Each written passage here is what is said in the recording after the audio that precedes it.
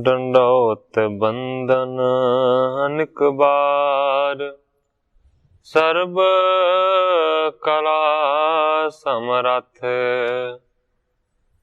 Dolan तेरा कौ प्रभु, नानक दे कर हथ। ज्ञान अंजन गुर दिया, अज्ञान अंधेर विनाश। हर कृपा ते संत भेटिया, नानक मन परगास। याही कुल ते प्रगट होए, ताही कुल को नाम। पुन द्वादश गुरिंद को मेरी है प्रणाम। परम सत्कारयोग सतगुरु जी दे पावन पवित्र दरबार विच बैठी हुई साध संगत जियो, अपनियां मन बिरतियां नूं एकागर करन दे लई, रसना नूं पवित्र करन लई एक वारी सारे ही रल के आखिए, धन श्री सतगुरु जगजीत सिंह सच्चे पातशाह। सतगुरु नानक देव सच्चे पातशाह जी दा पावन पवित्र इतिहास आप जी श्रवण कर रहे सी। कल पिछले अध्याय की समाप्ति हुई सी, अज एक नवे अध्याय का प्रारंभ ग्रंथाकार भाई संतोख सिंह जी एक दोहरे दे नाल करदे ने। इस दोहरे दे विच शारदा देवी दा कवि जी ने मंगल कीता है। मैं अज दी कथा नूं इथों अज शुरू करदा। जगत जोत जग मगत जोत, नित अभिमत चित देत। सूल हरि मंगल करी, जय जय कृपा निकेत। ग्रंथाकार भाई संतोख सिंह जी कहते ने, जागदी जोत ते जगमगाउंदा है, चमकदा है जिसदा रूप, जो सदा चित चाही मनोकामना देंदी है, जो पीड़ा दूर करन वाली है, मंगल करन वाली है ते कृपा दा कर है। उस देवी नूं मैं नमस्कार करदा हां। हे देवी, तेरी जय होवे, तेरी जय होवे। सिर फेरू सुत सुनिए कथा, पिखी जथा मैं कथ हूं तथा। भाई बाला जी कहंदे ने, हे फेरू जी दे सपुत्र सतगुरु नानक देव सच्चे पातशाह जी, सुनो सतगुरु नानक देव सच्चे पातशाह जी दी कथा नूं। भाई बाला जी कहंदे ने, जिस तरह मैं उन्हां दी कथा अखां दे नाल देखी है, मैं उसे तरह बयान करांगा। आगे गमन कीन गुण खानी, नरन उधारन जिन मन बानी। इस तो बाद गुणा दी खान सतगुरु नानक देव सच्चे पातशाह जी ने अगे नूं प्रस्थान कीता है। मनुखा नूं उदाहरण दा ही जिन्हां ने अपने मन दे नाल निश्चय कीता होया। चले जात मोह संग बोले कृपाला, अबे देखिए कान की ब्रजशाला। भाई बाला जी कहंदे ने, जांदियां जांदियां सतगुरु नानक देव सच्चे पातशाह जी ने मैनू आख्या, अबे देखिए कान की ब्रजशाला। हे भाई बाला जी, चलो हुण तुहानू असीं कान जी दी भाव के भगवान कृष्ण जी दी जिहड़ी ब्रजशाला है, जिहड़ा ब्रज स्थान है, वो दिखाउंदे हैं। जहां अवतारं तरयो कंस नासु, कियो है कलोलंग जशोदा वासु।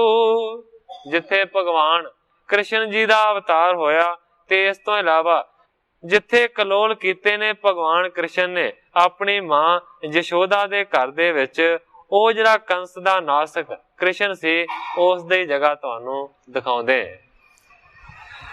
रव की तनिया जह सुंदर, राजत खेलत श्याम महासुख पायो। जिस जगह दे उत्ते रवि दी तनिया भाव के सूरज दी पुत्री वहिंदी है, क्योंकि सूरज दी पुत्री आख्या जाता है ਜਮਨਾ ਨਦੀ ਨੂੰ। ਉਸ ਸੁੰਦਰ ਨਦੀ ਦੇ ਕਿਨਾਰੇ ਤੇ ਜਿੱਥੇ ਕਿ ਬੜੇ ਸੁੱਖ ਨੂੰ ਧਾਰਨ ਕਰਕੇ ਕਾਣ ਭਗਵਾਨ ਕ੍ਰਿਸ਼ਨ ਜੀ ਖੇਡਦੇ ਰਹੇ ਨੇ, ਉਹ ਮੈਂ ਜਗ੍ਹਾ ਤੁਹਾਨੂੰ ਦਿਖਾਉਂਦਾ ਹਾਂ। ਸਤਿਗੁਰੂ ਨਾਨਕ ਦੇਵ ਸੱਚੇ ਪਾਤਸ਼ਾਹ ਜੀ ਭਾਈ ਬਾਲਾ ਨੂੰ ਤੇ ਮਰਦਾਨਾ ਨੂੰ ਕਹਿ ਰਹੇ, ਗਿਰ ਪੈ ਚੜ ਤੇਨ ਚਰਾਵਣ ਕੀਨ, ਧਰਾ ਬਹੁ ਪਾਰ ਕੋ ਜਾਹੇ ਮਿਟਾਇਓ। ਜਿਹੜੇ ਕਿ ਵੱਡੇ ਪਹਾੜ ਦੇ ਉੱਤੇ ਗਊਆਂ ਨੂੰ ਚਰਾਉਂਦੇ ਰਹੇ ਸੀ, ਔਰ ਜਿਨ੍ਹਾਂ ਨੇ ਇਸ ਦੁਨੀਆ ਦੇ ਉੱਤੇ ਆਣ ਕੇ ਬਹੁਤੇ ਸਾਰੇ ਪਾਪਾਂ ਦਾ ਖਾਤਮਾ ਕੀਤਾ ਤੇ ਪਾਪਾਂ ਦੇ ਬੋਝ ਤੋਂ ਧਰਤੀ ਨੂੰ ਮੁਕਤ ਕਰਾਇਆ, ਇਹ ਉਸ ਦੀ ਜਗ੍ਹਾ ਹੈ। ਕੁਲ ਦੈ ਤਨ ਕੇ ਸਭ ਨਾਸ਼ ਕਰੇ ਮਿਲ, ਗਵਾਰਨ ਸੰਗ ਮੇ ਖੇਲ ਮਚਾਇਓ। ਜਿਸ ਭਗਵਾਨ ਕ੍ਰਿਸ਼ਨ ਨੇ ਦੈਂਤਾਂ ਦੀ ਕੁਲ ਦਾ ਨਾਸ਼ ਕਰ ਦਿੱਤਾ ਔਰ ਆਪਣੇ ਗਵਾਲਿਆਂ ਦੇ ਨਾਲ, ਹਾਣੀਆਂ ਦੇ ਨਾਲ ਮਿਲ ਕੇ ਬਹੁਤ ਵੱਡੇ ਵੱਡੇ ਖੇਲ ਖੇਲੇ। ਹਮ ਸੋਏ ਥਾਨ ਕਹੇ ਜਬ ਲਓ, ਤਬ ਲੋ ਬ੍ਰਿਜ ਭੂਮ ਸਮੀਪ ਦਿਸਾਇਓ। ਭਾਈ ਬਾਲਾ ਜੀ ਕਹਿੰਦੇ ਨੇ ਕਿ ਸਤਿਗੁਰੂ ਨਾਨਕ ਦੇਵ ਸੱਚੇ ਪਾਤਸ਼ਾਹ ਜੀ ਇੰਨੇ ਬਚਨ ਬਿਲਾਸ ਸਾਡੇ ਨਾਲ ਕਰ ਹੀ ਰਹੇ ਸਨ ਕਿ ਇੰਨੇ ਚਿਰ ਨੂੰ ਚਲਦਿਆਂ ਚਲਦਿਆਂ ਬ੍ਰਿਜ ਦੀ ਜਿਹੜੀ ਭੂਮੀ ਸੀ ਨਾ, ਉਹ ਲਾਗੇ ਆ ਗਈ, ਬ੍ਰਿਜ ਨਗਰ ਦੇ ਕੋਲ ਪਹੁੰਚ ਗਏ। ਗਿਰੇ ਕਬਿਲੋਕ ਕੇ ਬੈਠ ਗਏ ਤਬ, ਬੈਣ ਪਾਣੇ ਗੁਰ ਸੋਮਰ ਦਾਨਾ। ਹੁਣ ਜਿਹੜੀ ਜਮਨਾ ਨਦੀ ਵਹਿੰਦੀ ਹੈ, ਉਸ ਦੇ ਕਿਨਾਰੇ ਦੇ ਉੱਤੇ ਇੱਕ ਬਹੁਤ ਵੱਡਾ ਪਹਾੜ ਸੀ। ਉਸ ਪਹਾੜ ਦੇ ਲਾਗੇ ਸਤਿਗੁਰੂ ਨਾਨਕ ਦੇਵ ਸੱਚੇ ਪਾਤਸ਼ਾਹ ਜੀ ਬਹਿ ਗਏ। ਜਦੋਂ ਬੈਠੇ ਤੇ ਭਾਈ ਮਰਦਾਨਾ ਨੇ ਅਰਜ਼ ਕੀਤੀ, ਕਹਿੰਦਾ ਜੀ ਜਮਨਾ ਤਟ ਕੂਟ ਭਰਿਓ, ਇਹ ਕਿਹ ਭਾਂਤ ਸੋ ਦੂਸਰ ਨਾ ਹੈ ਸਮੀਪ ਦਿਸਾਨਾ। ਮਰਦਾਨਾ ਕਹਿੰਦਾ ਸੱਚੇ ਪਾਤਸ਼ਾਹ, ਇਸ ਜਮਨਾ ਨਦੀ ਦੇ ਕਿਨਾਰੇ ਦੇ ਉੱਤੇ ਇਹ ਬਹੁਤ ਵੱਡਾ ਪਹਾੜ ਇਕੱਲਾ ਹੀ ਖਲੋਤਾ ਹੈ। ਕਹਿਣ ਲੱਗਾ ਸੱਚੇ ਪਾਤਸ਼ਾਹ, ਹੋਰ ਤੇ ਲਾਗੇ ਕੋਈ ਵੀ ਛੋਟਾ ਵੱਡਾ ਪਹਾੜ ਨਹੀਂ ਹੈ, ਇਹ ਇੱਕੋ ਤੇ ਇੱਕ ਇਕੱਲਾ ਹੀ ਪਹਾੜ ਹੈ। ਔਰ ਮੇਰੇ ਸੰਦੇਹ ਪਇਓ ਅਤਿਸ਼ੇ, ਸੁਣ ਸ੍ਰੀ ਗੁਰ ਨਾਨਕ ਬੈਣ ਬਖਾਨਾ। ਮਰਦਾਨਾ ਕਹਿੰਦਾ ਸੱਚੇ ਪਾਤਸ਼ਾਹ, ਜਿੱਥੇ ਪਹਾੜ ਹੁੰਦੇ ਨੇ ਉੱਥੇ ਬਹੁਤ ਸਾਰੇ ਪਹਾੜ ਹੁੰਦੇ ਨੇ, ਪਰ ਸੱਚੇ ਪਾਤਸ਼ਾਹ ਇੱਥੇ ਸਿਰਫ ਇੱਕੋ ਹੀ ਪਹਾੜ ਹੈ। ਮੇਰੇ ਮਨ ਦੇ ਵਿੱਚ ਬੜਾ ਸੰਦੇਹ ਹੈ ਕਿ ਇਕੱਲਾ ਪਹਾੜ ਇੱਥੇ ਕਿਵੇਂ ਬਣ ਗਿਆ। ਉਸ ਵੇਲੇ ਸਤਿਗੁਰੂ ਨਾਨਕ ਦੇਵ ਸੱਚੇ ਪਾਤਸ਼ਾਹ ਜੀ ਨੇ ਫਿਰ ਮਰਦਾਨੇ ਨੂੰ ਇੰਝ ਆਖਿਆ, ਕਹਿੰਦੇ ਨੇ ਜਬ ਰਾਮ ਬੰਦਿਓ ਹੈ ਸਾਗਰ ਸੇਤ, ਪਰਾ ਤਬ ਕੋ ਗਿਰ ਹੈ ਇਹ ਥਾਨਾ। ਮਰਦਾਨੇ ਨੂੰ ਸਤਿਗੁਰੂ ਨਾਨਕ ਦੇਵ ਸੱਚੇ ਪਾਤਸ਼ਾਹ ਜੀ ਕਹਿੰਦੇ ਨੇ, ਮਰਦਾਨਿਆਂ ਇਹ ਪਹਾੜ ਦੇ ਪਿੱਛੇ ਵੀ ਬਹੁਤ ਵੱਡਾ ਇਤਿਹਾਸ ਹੈ। ਸਤਿਗੁਰੂ ਨਾਨਕ ਦੇਵ ਸੱਚੇ ਪਾਤਸ਼ਾਹ ਜੀ ਕਹਿੰਦੇ ਨੇ ਕਿ ਜਦੋਂ ਭਗਵਾਨ ਰਾਮ ਚੰਦਰ ਜੀ ਤ੍ਰੇਤੇ ਯੁੱਗ ਦੇ ਵਿੱਚ ਪੁਲ ਬਣ ਰਹੇ ਸਨ ਸਾਗਰ ਦੇ ਉੱਤੇ ਲੰਕਾ ਤੇ ਚੜ੍ਹਾਈ ਕਰਨ ਦੇ ਵਾਸਤੇ, ਸਤਿਗੁਰੂ ਨਾਨਕ ਦੇਵ ਸੱਚੇ ਪਾਤਸ਼ਾਹ ਜੀ ਕਹਿੰਦੇ ਨੇ ਇਹ ਉਸ ਸਮੇਂ ਦਾ ਪਹਾੜ ਇੱਥੇ ਪਿਆ ਹੋਇਆ। ਸਭ ਹੀ ਬਿਰਤਾਂਤ ਕਹੋ ਇਹ ਕੋ, ਪ੍ਰਭ ਬੈਣ ਪਣੇ ਸੁਣੀਏ ਮਰਦਾਨਾ। ਇਹਨਾਂ ਬਚਨ ਕਰਕੇ ਸਤਿਗੁਰੂ ਜੀ ਚੁੱਪ ਕਰ ਗਏ ਤੇ ਮਰਦਾਨੇ ਨੇ ਫੇਰ ਸਵਾਲ ਕੀਤਾ। ਕਹਿਣ ਲੱਗਾ ਸੱਚੇ ਪਾਤਸ਼ਾਹ, ਇੰਜ ਨਹੀਂ, ਸਾਰੀ ਦੀ ਸਾਰੀ ਵਾਰਤਾ ਦੱਸੋ ਕਿ ਕਿਸ ਤਰੀਕੇ ਦੇ ਨਾਲ ਇਹ ਪਹਾੜ ਇੱਥੇ ਇਕੱਲਾ ਰਹਿ ਗਿਆ। ਉਸ ਵੇਲੇ ਫਿਰ ਸਤਿਗੁਰੂ ਨਾਨਕ ਦੇਵ ਸੱਚੇ ਪਾਤਸ਼ਾਹ ਜੀ ਨੇ ਇਤਿਹਾਸ ਪੁਰਾਤਨ ਸੁਣਾਉਣਾ ਸ਼ੁਰੂ ਕੀਤਾ। ਕਹਿੰਦੇ ਨੇ ਸੁਣੀਏ ਮਰਦਾਨਾ, ਹੇ ਭਾਈ ਮਰਦਾਨਾ ਜੀ ਸੁਣ ਲਓ ਫਿਰ ਪੁਰਾਣੇ ਇਤਿਹਾਸ ਨੂੰ। ਸਾਗਰ ਸੇਤ ਸੰਪੂਰਨ ਭਾ, ਰਗਬੀਰ ਤਬੈ ਇਹ ਭਾਂਤ ਬਖਾਨਾ। ਕਿਉਂਕਿ ਇਸ ਕਥਾ ਨੂੰ ਆਪਾਂ ਸਾਰੇ ਜਾਣਦੇ ਹਾਂ ਕਿ ਭਗਵਾਨ ਰਾਮਚੰਦਰ ਜੀ ਨੇ ਪੱਥਰਾਂ ਦੇ ਨਾਲ ਉਸ ਪੁਲ ਨੂੰ ਸੰਪੂਰਨ ਕੀਤਾ, ਪੁਲ ਬਣਾਇਆ।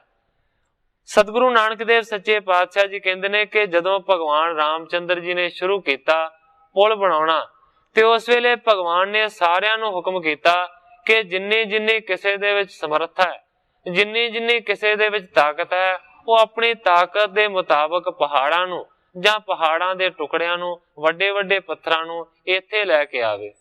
ਉਸ ਵੇਲੇ ਜਿੰਨੀ ਵੀ ਬਾਂਦਰਾਂ ਦੀ ਸੈਨਾ ਸੀ ਉਹ ਸਾਰੀ ਦੀ ਸਾਰੀ ਆਪੋ ਆਪਣੀ ਸ਼ਕਤੀ ਦੇ ਮੁਤਾਬਕ ਪੱਥਰਾਂ ਨੂੰ ਲਿਆਉਣਾ ਸਾਰਿਆਂ ਨੇ ਸ਼ੁਰੂ ਕੀਤਾ। ਹੁਣ ਜਿਹੜਾ ਹਨੂਮਾਨ ਹੈ ਉਹਦੇ ਵਿੱਚ ਇੰਨੀ ਸਮਰੱਥਾ ਹੈ ਕਿ ਉਹ ਕਿਸੇ ਵੀ ਪਹਾੜ ਨੂੰ ਆਸਾਨੀ ਦੇ ਨਾਲ ਚੁੱਕ ਸਕਦਾ ਹੈ। ਤੁਸੀਂ ਸਾਰੇ ਇਸ ਕਥਾ ਨੂੰ ਜਾਣਦੇ ਹੋ ਕਿ ਹਨੂਮਾਨ ਨੇ ਵੱਡੇ ਪਹਾੜ ਨੂੰ ਚੁੱਕ ਕੇ ਲੈ ਆਂਦਾ ਸੀ ਜਦੋਂ ਰਾਮਚੰਦਰ ਜੀ ਦੇ ਛੋਟੇ ਭਰਾਤਾ ਲక్ష్మణ ਜੀ ਮੂਰਛਿਤ ਹੋ ਗਏ ਸਨ, ਬੇਹੋਸ਼ ਹੋ ਗਏ ਸਨ। ਤੇ ਭਗਵਾਨ ਰਾਮਚੰਦਰ ਜੀ ਨੇ ਵੈਦ ਤੋਂ ਪੁੱਛਿਆ ਕਿ ਇਹਨਾਂ ਨੂੰ, ਲక్ష్మణ ਨੂੰ ਠੀਕ ਕਰਨ ਦਾ ਕੀ ਤਰੀਕਾ ਹੈ। ਵੈਦ ਨੇ ਦੱਸਿਆ ਕਿ ਜੇਕਰ ਸੰਜੀਵਨੀ ਬੂਟੀ ਮਿਲ ਜਾਵੇ ਤੇ ਇਹਦੀ ਜਾਨ ਬਚ ਸਕਦੀ ਹੈ। ਉਸ ਵੇਲੇ ਭਗਵਾਨ ਰਾਮਚੰਦਰ ਜੀ ਨੇ ਆਖਿਆ, ਹਨੂਮਾਨ ਦੀ ਡਿਊਟੀ ਲਾਈ ਕਿ ਤੁਸੀਂ ਸੰਜੀਵਨੀ ਬੂਟੀ ਲੈ ਕੇ ਆਉਣੀ ਹੈ। ਹਨੂਮਾਨ ਕਹਿਣ ਲੱਗਾ, ਜੀ ਦੱਸੋ ਕਿੱਥੇ ਉਹ ਪਹਾੜ ਹੈ ਜਿਹਦੇ ਤੇ ਉਹ ਬੂਟੀ ਉਗੀ ਹੈ। ਵੈਦ ਨੇ ਸਾਰੀ ਜਗ੍ਹਾ ਦੱਸੀ ਤੇ ਜਦੋਂ ਹਨੂਮਾਨ ਉਸ ਬੂਟੀ ਨੂੰ ਲੈਣ ਦੇ ਵਾਸਤੇ, ਸੰਜੀਵਨੀ ਬੂਟੀ ਨੂੰ ਲੈਣ ਦੇ ਵਾਸਤੇ ਉਸ ਜਗ੍ਹਾ ਤੇ ਪਹੁੰਚਿਆ ਤੇ ਉਸ ਨੂੰ ਇਸ ਗੱਲ ਦੀ ਪਛਾਣ ਨਹੀਂ ਸੀ ਕਿ ਬੂਟੀ ਕਿਹੜੀ ਹੈ। ਫਿਰ ਉਹ ਸੋਚਣ ਲੱਗਾ ਕਿ ਖਾਲੀ ਮੁੜਨਾ ਵੀ ਠੀਕ ਨਹੀਂ ਹੈ। ਫਿਰ ਉਸ ਵੇਲੇ ਇਤਿਹਾਸ ਦੇ ਵਿੱਚ ਇਹ ਕਥਾ ਆਉਂਦੀ ਹੈ ਕਿ ਜਿਹੜਾ ਪਹਾੜ ਉਹਨੇ ਦੱਸਿਆ ਸੀ ਕਿ ਉਸ ਪਹਾੜ ਦੇ ਉੱਤੇ ਇਸ ਤਰ੍ਹਾਂ ਦੀ ਬੂਟੀ ਉੱਗੀ ਹੈ ਜਿਹਦਾ ਨਾਂ ਸੰਜੀਵਨੀ ਹੈ, ਤੇ ਉਸ ਸਾਰੇ ਦੇ ਸਾਰੇ ਪਹਾੜ ਨੂੰ ਹਨੂਮਾਨ ਨੇ ਚੁੱਕ ਕੇ ਲੈ ਆਂਦਾ ਸੀ ਉਸ ਜਗ੍ਹਾ ਦੇ ਉੱਤੇ। ਸੋ ਮੇਰਾ ਸਿਰਫ ਕਹਿਣ ਤੋਂ ਭਾਵ ਹੈ ਕਿ ਹਨੂਮਾਨ ਦੇ ਵਿੱਚ ਇੰਨੀ ਸਮਰੱਥਾ ਹੈ ਕਿ ਕਿਸੇ ਬਹੁਤ ਵੱਡੇ ਪਹਾੜ ਨੂੰ ਉਹ ਚੁੱਕ ਸਕਦਾ ਹੈ। ਸਤਿਗੁਰੂ ਪ੍ਰਤਾਪ ਸਿੰਘ ਸੱਚੇ ਪਾਤਸ਼ਾਹ ਜੀ ਦੇ ਉਪਦੇਸ਼ ਦੇ ਵਿੱਚ ਆਉਂਦਾ ਹੈ ਕਿ ਕਈ ਇਸ ਗੱਲ ਨੂੰ ਨਹੀਂ ਮੰਨਦੇ ਜਿਹੜੇ ਨਾਸਤਿਕ ਨੇ। ਸਤਿਗੁਰੂ ਪ੍ਰਤਾਪ ਸਿੰਘ ਸੱਚੇ ਪਾਤਸ਼ਾਹ ਜੀ ਪ੍ਰਮਾਣ ਦਿੰਦੇ ਨੇ, ਕਹਿੰਦੇ ਨੇ ਜਿਨ੍ਹਾਂ ਦੇ ਵਿੱਚ ਆਪਣੇ ਵਿੱਚ ਸਮਰੱਥਾ ਨਹੀਂ ਹੁੰਦੀ ਉਹ ਦੂਸਰਿਆਂ ਨੂੰ ਵੀ ਛੋਟਾ ਸਮਝਦੇ ਨੇ, ਉਹ ਕਦੇ ਉਹਨਾਂ ਨੂੰ ਤਾਕਤ ਵਾਲਾ ਸਮਝ ਨਹੀਂ ਸਕਦੇ। ਸਤਿਗੁਰੂ ਪ੍ਰਤਾਪ ਸਿੰਘ ਸੱਚੇ ਪਾਤਸ਼ਾਹ ਜੀ ਕਹਿੰਦੇ ਨੇ ਕਿ ਇੱਕ ਵਾਰੀ ਦੋ ਸੱਜਣਾ ਦੀ ਆਪਸ ਦੇ ਵਿੱਚ ਬਹਿਸ ਹੋ ਗਈ, ਝਗੜਾ ਹੋ ਗਿਆ। ਇੱਕ ਉਹਨਾਂ ਦੇ ਵਿੱਚੋਂ ਆਸਤਕ ਸੀ, ਸ਼ਰਧਾ ਰੱਖਣ ਵਾਲਾ ਸੀ, ਨਿਸ਼ਚੇ ਵਾਲਾ ਸੀ, ਤੇ ਦੂਸਰਾ ਨਾਸਤਕ ਸੀ ਜਿਹੜਾ ਇਹਨਾਂ ਗੱਲਾਂ ਨੂੰ ਬਿਲਕੁਲ ਨਹੀਂ ਸੀ ਮੰਨਦਾ। ਜਿਹੜਾ ਆਸਤਕ ਸੀ, ਜਿਹੜਾ ਭਗਤ ਸੀ, ਉਹਨੇ ਰਮਾਇਣ ਦੀ ਕਥਾ ਉਸ ਨੂੰ ਸੁਣਾਈ ਕਿ ਇਸ ਤਰੀਕੇ ਦੇ ਨਾਲ ਭਗਵਾਨ ਰਾਮਚੰਦਰ ਜੀ ਹੋਏ, ਉਹਨਾਂ ਦਾ ਇੱਕ ਸੇਵਕ ਹਨੂਮਾਨ ਹੋਇਆ ਔਰ ਹਨੂਮਾਨ ਨੇ ਪਹਾੜ ਚੁੱਕ ਲਿਆ। ਤੇ ਜਿਹੜਾ ਸੁਣਨ ਵਾਲਾ ਸੀ ਉਹ ਸੀ ਨਾਸਤਕ। ਉਹ ਕਹਿਣ ਲੱਗਾ, ਐਵੇਂ ਗਪੌੜੇ ਲਿਖੇ ਹੋਏ ਨੇ ਰਮਾਇਣ ਦੇ ਵਿੱਚ, ਕਿੱਥੇ ਪਹਾੜ ਚੁੱਕ ਲਿਆ ਹਨੂਮਾਨ ਨੇ, ਕੋਈ ਬੰਦਾ ਵੀ ਕਦੇ ਪਹਾੜ ਨੂੰ ਚੁੱਕ ਸਕਦਾ ਹੈ। ਉਸਨੇ ਸ਼ੰਕਾ ਕੀਤੀ। ਹੁਣ ਇਹਦਾ ਕੀ ਜਵਾਬ ਹੈ? ਅੱਜ ਕੱਲ ਜੇ ਸਾਨੂੰ ਵੀ ਕੋਈ ਸਵਾਲ ਕਰ ਦੇਵੇ ਕਿ ਰਮਾਇਣ ਦੇ ਵਿੱਚ ਝੂਠ ਲਿਖਿਆ ਹੋਇਆ ਹੈ ਕਿ ਹਨੂਮਾਨ ਨੇ ਪਹਾੜ ਚੁੱਕ ਲਿਆ, ਤੇ ਸਾਡੇ ਕੋਲ ਕੀ ਪ੍ਰਮਾਣ ਹੈ? ਸਿਰਫ ਗ੍ਰੰਥਾਂ ਤੋਂ ਇਲਾਵਾ ਅਸੀਂ ਕੁਝ ਨਹੀਂ ਕਹਿ ਸਕਦੇ, ਅਸੀਂ ਬਹਿਸ ਨਹੀਂ ਕਰ ਸਕਦੇ। ਉਸੇ ਤਰ੍ਹਾਂ ਉਹਦੇ ਨਾਲ ਹੋਇਆ। ਉਹ ਕਹਿਣ ਲੱਗਾ, ਐਵੇਂ ਗੱਪਾਂ ਲਿਖੀਆਂ ਹੋਈਆਂ ਨੇ, ਪਹਾੜ ਕਿੱਥੇ ਚੁੱਕਿਆ ਹਨੂਮਾਨ ਨੇ, ਝੂਠ ਲਿਖਿਆ ਹੋਇਆ। ਹੁਣ ਜਿਹੜਾ ਸ਼ਰਧਾ ਵਾਲਾ ਸੀ ਉਹ ਕਹਿਣ ਲੱਗਾ, ਹੁਣ ਭਾਈ ਮੈਂ ਤੈਨੂੰ ਕੀ ਆਖਾਂ। ਉਸ ਵੇਲੇ ਥੋੜੀ ਦੇਰ ਤੋਂ ਬਾਅਦ ਸਤਿਗੁਰੂ ਪ੍ਰਤਾਪ ਸਿੰਘ ਸੱਚੇ ਪਾਤਸ਼ਾਹ ਜੀ ਸਾਖੀ ਸੁਣਾਉਂਦੇ ਨੇ ਕਿ ਥੋੜੀ ਦੇਰ ਤੋਂ ਬਾਅਦ ਉਹ ਜਿਹੜਾ ਕਹਿੰਦਾ ਸੀ ਕਿ ਪਹਾੜ ਨਹੀਂ ਚੁੱਕਿਆ ਹਨੂਮਾਨ ਨੇ, ਉਹਨੇ ਥੋੜੇ ਜਿਹੇ ਗੰਨੇ ਖਰੀਦੇ, 5-7 ਗੰਨੇ ਖਰੀਦੇ, ਉਹਨਾਂ ਨੂੰ ਬੰਨਿਆ ਪੰਡ ਜੀ ਬਣਾ ਕੇ, ਤੇ ਜਦੋਂ ਘਰ ਨੂੰ ਲਿਜਾਣ ਲੱਗਾ ਤੇ ਉਹਨੇ ਆਵਾਜ਼ ਦਿੱਤੀ, ਕੋਈ ਕੁਲੀ ਹੈ, ਭਾਵ ਕਿ ਕੋਈ ਐਸਾ ਆਦਮੀ ਹੈ ਜਿਹੜਾ ਮੇਰੇ ਗੰਨਿਆਂ ਨੂੰ ਚੁੱਕ ਕੇ ਲੈ ਜਾਵੇ। ਤੇ ਉਸ ਵੇਲੇ ਜਿਹੜਾ ਸ਼ਰਧਾ ਵਾਲਾ ਭਗਤ ਸੀ ਨਾ, ਉਹ ਲਾਗੇ ਆ ਗਿਆ, ਹੱਥ ਜੋੜ ਕੇ ਕਹਿਣ ਲੱਗਾ, ਮੈਨੂੰ ਮਾਫ ਕਰਿਓ, ਮੈਂ ਐਵੇਂ ਤੁਹਾਡੇ ਨਾਲ ਜਿੱਦਿਆ, ਜਿਹੜੇ ਤੁਸੀਂ 5-7 ਗੰਨੇ ਆਪ ਨਹੀਂ ਚੁੱਕ ਸਕਦੇ, ਤੁਸੀਂ ਪਹਾੜ ਚੁੱਕਿਆ ਕਿਵੇਂ ਮੰਨੋਗੇ? ਕਹਿਣ ਤੋਂ ਭਾਵ ਹੈ ਕਿ ਜਿਹਦੇ ਵਿੱਚ ਆਪਣੇ ਵਿੱਚ ਸਮਰੱਥਾ ਨਹੀਂ ਹੈ ਉਹ ਦੂਸਰੇ ਨੂੰ ਵੀ ਨਹੀਂ ਮੰਨਦਾ ਕਿ ਕੋਈ ਇਸ ਤਰ੍ਹਾਂ ਦਾ ਹੋ ਸਕਦਾ। ਕਹਿਣ ਲੱਗਾ, ਜੀ ਮੇਰੇ ਤੋਂ ਗਲਤੀ ਹੋ ਗਈ, ਮੈਂ ਐਵੇਂ ਤੁਹਾਡੇ ਨਾਲ ਬਹਿਸਿਆ, ਤੁਸੀਂ ਆਪਣੇ ਗੰਨੇ ਨਹੀਂ ਚੁੱਕ ਸਕਦੇ ਤੇ ਹਨੂਮਾਨ ਦਾ ਪਹਾੜ ਚੁੱਕਣਾ ਤੁਸੀਂ ਕਿਵੇਂ ਮੰਨੋਗੇ? ਸੋ ਸਾਰੀ ਗੱਲ ਕਹਿਣ ਤੋਂ ਮੇਰਾ ਸਿਰਫ ਇਹੀ ਭਾਵ ਹੈ ਕਿ ਹਨੂਮਾਨ ਦੇ ਵਿੱਚ ਇੰਨੀ ਸਮਰੱਥਾ ਸੀ, ਇੰਨੀ ਤਾਕਤ ਸੀ ਕਿ ਕਿਸੇ ਵੀ ਪਹਾੜ ਨੂੰ ਉਹ ਬੜਾ ਸੌਖੇ ਤਰੀਕੇ ਦੇ ਨਾਲ ਚੁੱਕ ਲੈਂਦਾ ਸੀ। ਹੁਣ ਸਤਿਗੁਰੂ ਨਾਨਕ ਦੇਵ ਸੱਚੇ ਪਾਤਸ਼ਾਹ ਜੀ ਕਹਿੰਦੇ ਨੇ ਕਿ ਭਗਵਾਨ ਨੇ ਸਾਰਿਆਂ ਨੂੰ ਹੁਕਮ ਕੀਤਾ ਕਿ ਆਪਣੀ ਆਪਣੀ ਤਾਕਤ ਦੇ ਮੁਤਾਬਕ, ਆਪਣੀ ਆਪਣੀ ਸਮਰੱਥਾ ਦੇ ਮੁਤਾਬਕ ਸਾਰੇ ਪੱਥਰਾਂ ਨੂੰ ਲੈ ਕੇ ਆਉਣ। ਜਿਹੜਾ ਪਹਾੜ ਚੁੱਕ ਸਕਦਾ ਹੈ ਉਹ ਪਹਾੜ ਵੀ ਲੈ ਕੇ ਆਵੇ। उस वेले आपो अपनी ताकत के मुताबिक सारियां ने पत्थर दे पहाड़ लियाने शुरू किए। हुण सतगुरु नानक देव सच्चे पातशाह जी कहंदे ने कि करदियां करदियां पुल संपूर्ण हो गया, सारे दा सारा पुल बज गया। ते उस वेले भगवान रामचंद्र जी ने अपने सेवक दे हथ हुक्म भेज दिता कि हुण जेड़ा भी कोई पत्थर चुक के लिया रहा है जां कोई पहाड़ चुक के लिया रहा है उन्होंने इत्थे लियाउण दी लोड़ नहीं है, क्योंकि पुल पूरा बज चुका है। हुण किसी पत्थर दी पहाड़ दी कोई लोड़ नहीं है। इस करके जिन्ने जिन्ने जो भी कुछ चुकया होया है, जिथे चुकया होया है उत्थे ही रख के ते मेरे कोल वापस आ जाओ, हुण इदों अगे कोई ना आवे। सतगुरु नानक देव सच्चे पातशाह जी कहंदे ने कि इस तरह उस वेले रघुवीर ने भगवान रामचंद्र जी ने हुक्म कर दिता। गिर गिर नयानो और अबे तेह काल बिखे इकट्ठा हनुमाना। हुक्म आ गया कि गिरां नूं पहाड़ां नूं पत्थरां नूं सुट दिओ, जिथे जिथे खड़े हो, हुण होर किसे पत्थर दी कोई लोड़ नहीं। सतगुरु नानक देव सच्चे पातशाह जी कहंदे ने उस वेले जिहड़ा हनुमान है ना वो एक वड्डे पहाड़ नूं चुक के लिया रहा सी। छित पे तर बैस रहा गिर को रघबीर के तीर ना कीन पयाना। हुक्म पहुंच गया हनुमान दे कोल भी कि भगवान दा हुक्म है उत्थे सुट दो जिहड़ा जिहड़ा कोई चीज चुक के लिया रहे हो। उस वेले कहंदे ने सतगुरु नानक देव सच्चे पातशाह जी कि इस पहाड़ नूं फिर हनुमान ने इस जगह दे उत्ते रख दिता, पर रघुवीर के तीर ना कीन पयाना, पर किसी कारण करके वो भगवान रामचंद्र जी दे कोल ना गया, पहाड़ नूं इत्थे रख के ते लागे बह गया। आयस पाए तजे गिर बांदर राम के तीर गए सब ताई। हुक्म नूं मन के सारे दे सारे बांदर भगवान रामचंद्र जी दे कोल पहुंच गए दौड़ दौड़ के।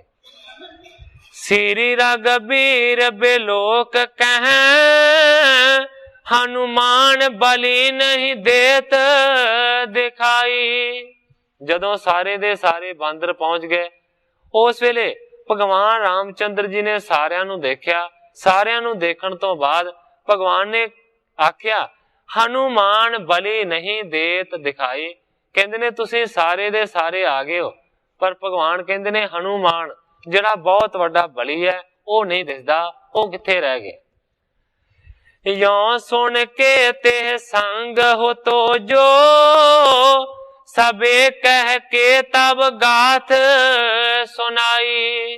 जदों भगवान ने इस तरह हुक्म किया ते उस वेले वो बांदर जिन्ने कि उसनूं पहाड़ दे लागे बैठा देखिया सी, उसने सारी कथा सुनाई कि तुहाडे हुक्म नूं उसने मन्निया, पहाड़ नूं उत्थे ही रख दिता ते लागे ही बह गया, वो तुहाडे कोल नहीं आया। इस कारण दा नहीं पता कि वो क्यों नहीं आया। राम कह तह जाओ अबै एक बांदर आनो बेग बुलाई। भगवान रामचंद्र जी ने हुक्म किया कि जाओ एक बांदर उसनूं जाके छेती दे नाल साडे कोल बुला के लियाओ।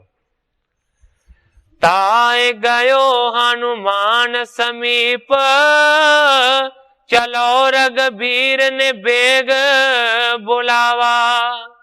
भगवान दे हुक्म नूं लैके एक बांदर तेजी दे नाल दौड़िया हनुमान दे कोल चला गया और जाके उसने आख्या चलो रघुबीर ने बेग बुलावा।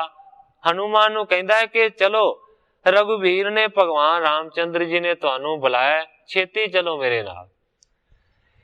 मेरो न जान बने एह पांत बिरतांत सब कह के समझावा। जदों भगवान दा सुनेहा मिलिया ते उस वेले की कहंदा है हनुमान, कहंदा मेरो ना जान बना।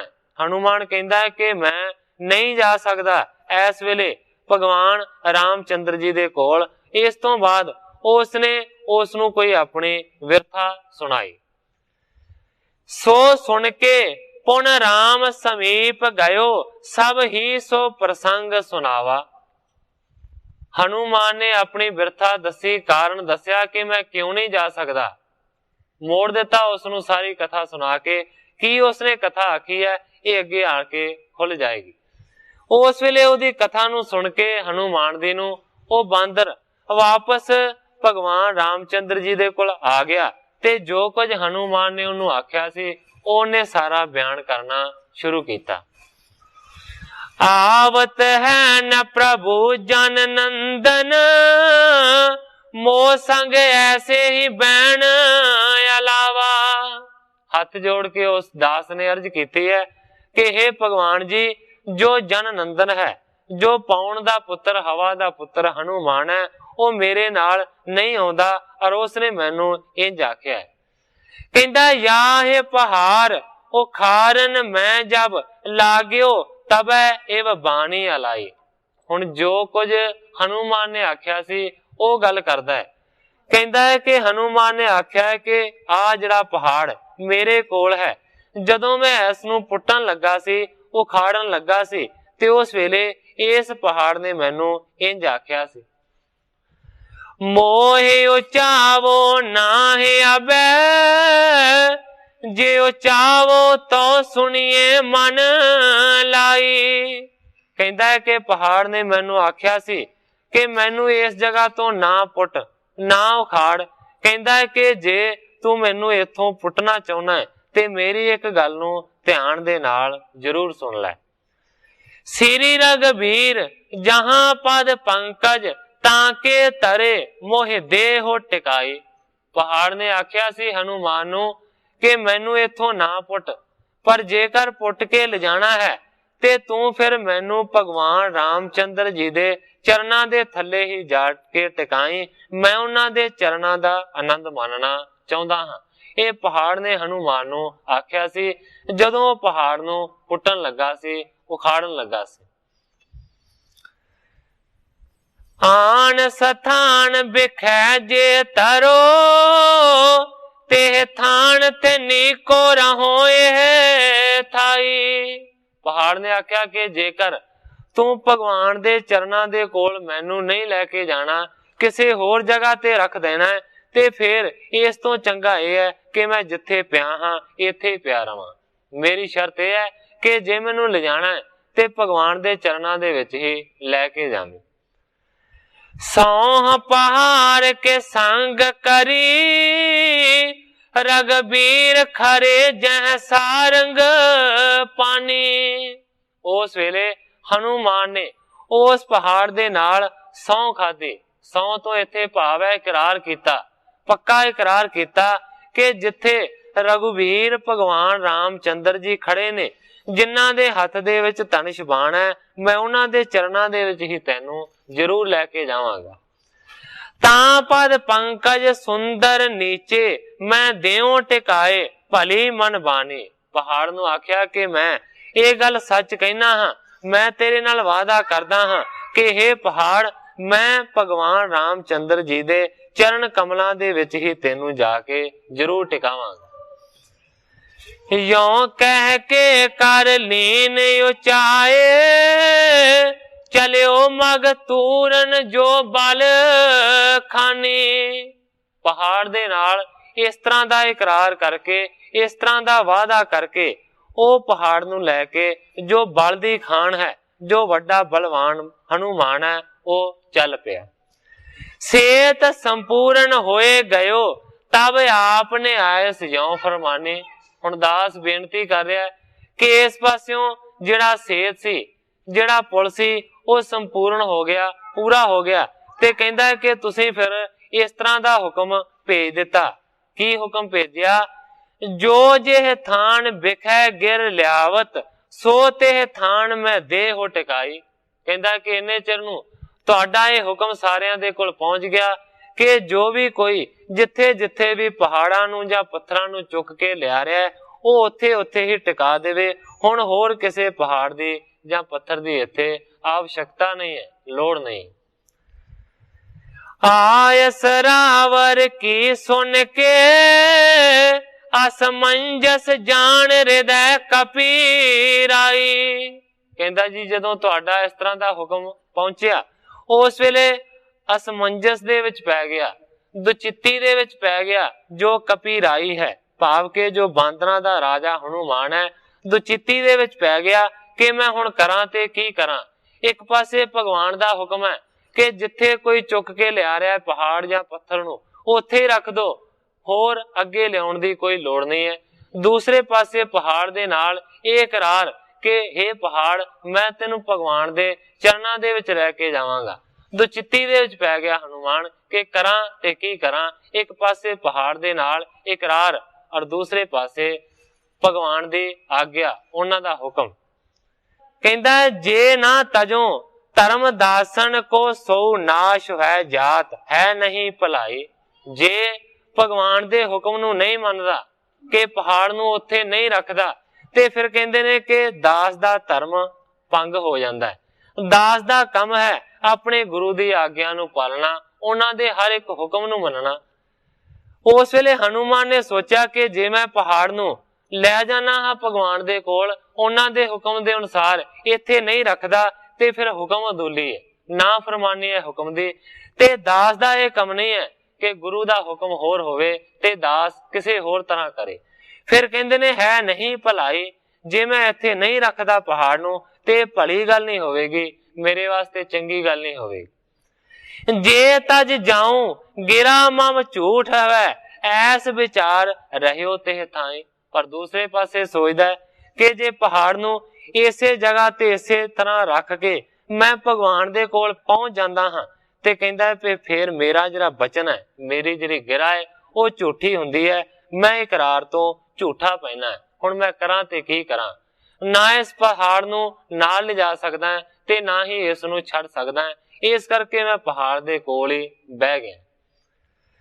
ਸ੍ਰੀ ਰਘਬੀਰ ਕਹਿਓ ਸੁਣ ਕੇ ਜੁਗ ਦੁਆਪਰ ਮੇ ਧਰ ਹੋ ਅਵਤਾਰੂ।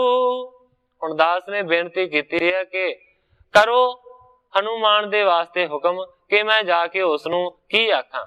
ਉਸ ਵੇਲੇ ਭਗਵਾਨ ਰਾਮਚੰਦਰ ਜੀ ਨੇ ਆਖਿਆ ਕਿ ਜਾ ਕੇ ਤੁਸੀਂ ਹਨੂਮਾਨ ਨੂੰ ਕਹੋ ਕਿ ਮੈਂ ਦੁਆਪਰ ਯੁੱਗ ਦੇ ਵਿੱਚ ਇੱਕ ਵਾਰੀ ਫੇਰ ਆਪਣੇ ਅਵਤਾਰ ਨੂੰ ਧਾਰਨ ਕਰਾਂਗਾ।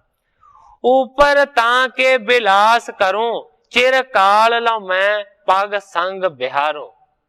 ਕਿਉਂਕਿ ਪਹਾੜ ਦੀ ਇਹ ਮੰਗ ਸੀ ਕਿ ਮੈਂ ਭਗਵਾਨ ਦੇ ਚਰਨਾਂ ਦੀ ਛੋਹ ਨੂੰ ਮੰਨਣਾ ਚਾਹੁੰਦਾ ਹਾਂ, ਉਹਨਾਂ ਦੇ ਚਰਨ ਮੇਰੇ ਉੱਤੇ ਪੈਣੇ ਚਾਹੀਦੇ ਨੇ।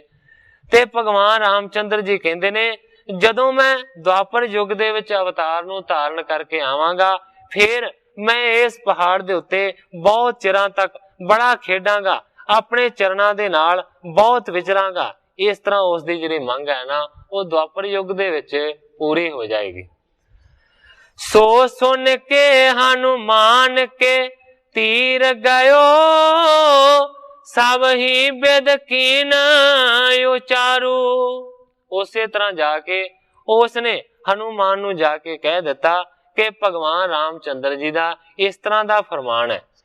ਤਉ ਹਨੂਮਾਨ ਪਿਆਨ ਕੀਓ ਜਹ ਠਾਂਡੇ ਹੁਤੇ ਰਘੁਬੰਸ ਕੁਮਾਰੂ। ਉਸ ਵੇਲੇ ਫਿਰ ਪਹਾੜ ਦੇ ਲਾਗੇ ਨੂੰ ਛੱਡਿਆ ਹੈ ਹਨੂਮਾਨ ਨੇ। ਉਸ ਵੇਲੇ ਫਿਰ ਹਨੂਮਾਨ ਨੇ ਆਗਿਆ ਦਾ ਫਿਰ ਪਾਲਣ ਕੀਤਾ ਤੇ ਰਘੁਵੀਰ ਦੇ ਕੋਲ ਭਾਵ ਕੇ ਰਾਮਚੰਦਰ ਜੀ ਦੇ ਕੋਲ ਪਹੁੰਚ ਗਿਆ। ਤਬ ਕੋ ਇਹ ਥਾਨ ਤਰਾ ਸੋ ਤਰਾ ਤਰ ਤਾਰੇ ਅਵਤਾਰ ਮੁਰਾਰ ਸੁਹਾਏ। ਹੁਣ ਇਸ ਵੇਲੇ ਇਹ ਜਿਹੜੀ ਸਾਖੀ ਹੈ ਇਹ ਸਤਿਗੁਰੂ ਨਾਨਕ ਦੇਵ ਸੱਚੇ ਪਾਤਸ਼ਾਹ ਜੀ ਭਾਈ ਮਰਦਾਨਾ ਨੂੰ ਸੁਣਾ ਰਹੇ ਨੇ। ਕਹਿੰਦੇ ਨੇ ਹੇ ਭਾਈ ਮਰਦਾਨਾ, ਇਹ ਉਦੋਂ ਦਾ ਭਾਵ ਕੇ ਰਾਮਚੰਦਰ ਜੀ ਦੇ ਵੇਲੇ ਦਾ ਪਹਾੜ ਹਨੂਮਾਨ ਦੇ ਦੁਆਰਾ ਇੱਥੇ ਰੱਖਿਆ ਹੋਇਆ ਹੈ। ਉਸ ਤੋਂ ਬਾਅਦ ਸਤਿਗੁਰੂ ਜੀ ਕਹਿੰਦੇ ਨੇ ਕਿ ਫਿਰ ਦੁਆਪਰ ਯੁੱਗ ਦੇ ਵਿੱਚ ਅਵਤਾਰ ਧਾਰਨ ਕੀਤਾ ਮੁਰਾਰੀ ਨੇ। ਕ੍ਰਿਸ਼ਨ ਭਗਵਾਨ ਨੂੰ ਮੁਰਾਰੀ ਵੀ ਆਖਿਆ ਜਾਂਦਾ ਹੈ ਕਿਉਂਕਿ ਮੁਰ ਨਾਂ ਦੇ ਰਾਖਸ਼ ਨੂੰ ਮਾਰਿਆ ਸੀ। ਮੁਰ ਉਸ ਦਾ ਨਾਂ ਸੀ ਔਰ ਅਰੀ ਤੋਂ ਭਾਵ ਹੁੰਦਾ ਵੈਰੀ। ਜਿਹੜਾ ਕਿ ਮੁਰ ਰਾਖਸ਼ ਦਾ ਵੈਰੀ ਹੈ ਉਹ ਹੈ ਮੁਰਾਰੀ, ਉਹ ਹੈ ਭਗਵਾਨ ਕ੍ਰਿਸ਼ਨ। ਸਤਿਗੁਰੂ ਨਾਨਕ ਦੇਵ ਸੱਚੇ ਪਾਤਸ਼ਾਹ ਜੀ ਕਹਿੰਦੇ ਨੇ ਕਿ ਫਿਰ ਦੁਆਪਰ ਯੁੱਗ ਦੇ ਵਿੱਚ ਭਗਵਾਨ ਰਾਮਚੰਦਰ ਜੀ ਨੇ ਆਪਣੇ ਸਰੂਪ ਨੂੰ ਬਦਲਿਆ ਤੇ ਉਹ ਕ੍ਰਿਸ਼ਨ ਦੇ ਅਵਤਾਰ ਬਣ ਕੇ ਆਏ। ਸਭ ਗੋਪਨ ਮੇ ਮਿਲ ਕੇ ਮਧੂਸੂਦਨ ਬਾਲਕ ਸੰਗ ਮੇ ਖੇਲ ਮਚਾਏ। ਇਸ ਤੋਂ ਬਾਅਦ ਫਿਰ ਗੋਪੀਆਂ ਦੇ ਨਾਲ ਤੇ ਆਪਣੇ ਹਾਣੀਆਂ ਦੇ ਨਾਲ ਮਿਲ ਕੇ ਇਸ ਪਹਾੜ ਦੇ ਉੱਤੇ ਬਹੁਤ ਵੱਡੇ ਵੱਡੇ ਉਹਨਾਂ ਨੇ ਖੇਡ ਖੇਡੇ। ਇਹ ਜਾਣ ਪੁਨੀਤ ਪਹਾੜ ਵੱਡੋ ਪਦ ਕੇਸ਼ਵ ਨੇ ਬਹੁ ਕਾਲ ਲਗਾਏ। ਹੁਣ ਕਵੀ ਜੀ ਹਰ ਇੱਕ ਜਗ੍ਹਾ ਦੇ ਉੱਤੇ ਭਗਵਾਨ ਕ੍ਰਿਸ਼ਨ ਜੀ ਦੇ ਨਾਮ ਨੂੰ ਵੱਖਰਾ ਵੱਖਰਾ ਬਿਆਨ ਕਰ ਰਹੇ ਨੇ। ਪਹਿਲੀ ਸਤਰ ਦੇ ਵਿੱਚ ਉਹਨਾਂ ਨੇ ਆਖਿਆ ਮੁਰਾਰੀ, ਦੂਸਰੀ ਸਤਰ ਦੇ ਵਿੱਚ ਆਖਿਆ ਮਧੂਸੂਦਨ, ਤੀਸਰੀ ਸਤਰ ਦੇ ਵਿੱਚ ਕਹਿ ਰਹੇ ਨੇ ਕੇਸ਼ਵ, ਕਿਉਂਕਿ ਬਹੁਤ ਸਾਰੇ ਨਾਂ ਨੇ ਭਗਵਾਨ ਕ੍ਰਿਸ਼ਨ ਦੇ। ਕਹਿੰਦੇ ਨੇ ਹੇ ਭਾਈ ਮਰਦਾਨਾ ਜੀ, ਇਹ ਜਿਹੜਾ ਪਹਾੜ ਹੈ ਨਾ ਬਹੁਤ ਪਵਿੱਤਰ ਹੈ, ਇਹ ਜ਼ਿਆਦਾ ਤੋਂ ਜ਼ਿਆਦਾ ਪੁਨੀਤ ਹੈ, ਕਿਉਂਕਿ ਬਹੁਤ ਸਾਰੇ ਸਮੇਂ ਤੱਕ ਕੇਸ਼ਵ ਦੇ ਭਗਵਾਨ ਦੇ ਚਰਨਾਂ ਦੀ ਇਹਨੂੰ ਛੋਹ ਪ੍ਰਾਪਤ ਹੈ। ਔਰ ਇਸੇ ਕਰਕੇ ਮਰਦਾਨਿਆਂ ਇਹ ਇਕੱਲਾ ਹੈ, ਕਿਉਂਕਿ ਇਸ ਨੂੰ ਬੜੀ ਦੂਰ ਤੋਂ ਚੁੱਕ ਕੇ ਲਿਆਇਆ ਸੀ ਹਨੂਮਾਨ ਤੇ ਇੱਥੇ ਰੱਖ ਗਿਆ। ਇਸ ਕਰਕੇ ਇਹ ਇਕੱਲਾ ਹੀ ਪਹਾੜ ਹੈ, ਹੋਰ ਲਾਗੇ ਇਹਦੇ ਕੋਈ ਪਹਾੜ ਨਹੀਂ। ਜੇ ਨਾਸ਼ ਕਰੇ ਸਭ दैतन के कुल और ਤਰਾ ਬਹੁ ਪਾਰ ਮਿਟਾਏ। ਗੁਰੂ ਜੀ ਕਹਿੰਦੇ ਨੇ ਕਿ ਭਗਵਾਨ ਕ੍ਰਿਸ਼ਨ ਜੀ ਨੇ ਦੈਂਤਾਂ ਦੀ ਕੁਲ ਦਾ ਨਾਸ਼ ਕੀਤਾ ਔਰ ਇਸ ਤੋਂ ਇਲਾਵਾ ਧਰਤੀ ਦੇ ਜਿਹੜੇ ਬਹੁਤ ਵੱਡੇ ਵੱਡੇ ਪਾਪਾਂ ਦੇ ਭਾਰ ਸੀ ਉਹਨਾਂ ਨੂੰ ਵੀ ਮਿਟਾਇਆ। ਕਾਲਿੰਦਰੀ ਤਟ ਸ੍ਰੀ ਗੁਰੂ ਬੈਠੇ ਸਰਬ ਸੁਨਾਏ, ਮਰਦਾਨਾ ਹਰਖਤ ਪਇਓ ਗਿਰ ਪ੍ਰਸੰਗ ਕੋ ਪਾਏ। ਹੁਣ ਸਤਿਗੁਰੂ ਨਾਨਕ ਦੇਵ ਸੱਚੇ ਪਾਤਸ਼ਾਹ ਜੀ ਜਮਨਾ ਨਦੀ ਦੇ ਕਿਨਾਰੇ ਦੇ ਉੱਤੇ ਬੈਠੇ ਹੋਏ ਨੇ। ਔਰ ਜਮਨਾ ਨਦੀ ਨੂੰ ਸੂਰਜ ਦੀ ਪੁੱਤਰੀ ਔਰ ਕਲਿੰਦਰੀ ਵੀ ਆਖਿਆ ਜਾਂਦਾ ਹੈ। ਸਤਿਗੁਰੂ ਗੋਬਿੰਦ ਸਿੰਘ ਸੱਚੇ ਪਾਤਸ਼ਾਹ ਜੀ ਨੇ ਆਪਣੀ ਬਾਣੀ ਦੇ ਵਿੱਚ ਬਹੁਤਾ ਸਾਰਾ ਜ਼ਿਕਰ ਕੀਤਾ ਹੈ ਕਾਲਿੰਦਰੀ, ਕਾਲਿੰਦਰੀ ਕੇ ਕੋਲ ਕੇ, ਇਸ ਤਰ੍ਹਾਂ ਵੀ ਲਿਖਿਆ ਹੋਇਆ। ਸਤਿਗੁਰੂ ਨਾਨਕ ਦੇਵ ਸੱਚੇ ਪਾਤਸ਼ਾਹ ਜੀ ਜਮਨਾ ਨਦੀ ਦੇ ਕਿਨਾਰੇ ਦੇ ਉੱਤੇ ਬੈਠੇ ਹੋਏ ਨੇ ਔਰ ਇਹ ਸਾਰਾ ਪ੍ਰਸੰਗ ਗੁਰੂ ਜੀ ਨੇ ਮਰਦਾਨੇ ਨੂੰ ਸੁਣਾਇਆ। ਜਦੋਂ ਮਰਦਾਨੇ ਨੇ ਇਸ ਸਾਖੀ ਨੂੰ ਸੁਣਿਆ ਤੇ ਉਹ ਬਹੁਤ ਹੀ ਜ਼ਿਆਦਾ ਪ੍ਰਸੰਨ ਹੋਇਆ। ਤੇ ਸਥਾਨ ਮੇ ਲਾਥੋ ਪਾਰੀ, ਪਰਬ ਲਖਿਓ ਆਏ ਨਰ ਨਾਰੀ। ਹੁਣ ਗ੍ਰੰਥਾਕਾਰ ਭਾਈ ਸੰਤੋਖ ਸਿੰਘ ਜੀ ਲਿਖਦੇ ਨੇ ਕਿ ਜਦੋਂ ਸਤਿਗੁਰੂ ਨਾਨਕ ਦੇਵ ਸੱਚੇ ਪਾਤਸ਼ਾਹ ਜੀ ਉਸ ਭੂਮੀ ਬ੍ਰਿਜ ਦੇ ਵਿੱਚ ਪਹੁੰਚੇ ਨੇ, ਉਸ ਵੇਲੇ ਉਸ ਜਗ੍ਹਾ ਦੇ ਉੱਤੇ ਕੋਈ ਬਹੁਤ ਵੱਡਾ ਪੁਰਬ ਦਾ ਦਿਨ ਸੀ ਔਰ ਮੇਲਾ ਲੱਗਿਆ ਹੋਇਆ ਸੀ। ਬਹੁਤ ਸਾਰੇ ਇਸਤਰੀਆਂ ਪੁਰਸ਼ ਇਕੱਠੇ ਹੋਏ ਸਨ।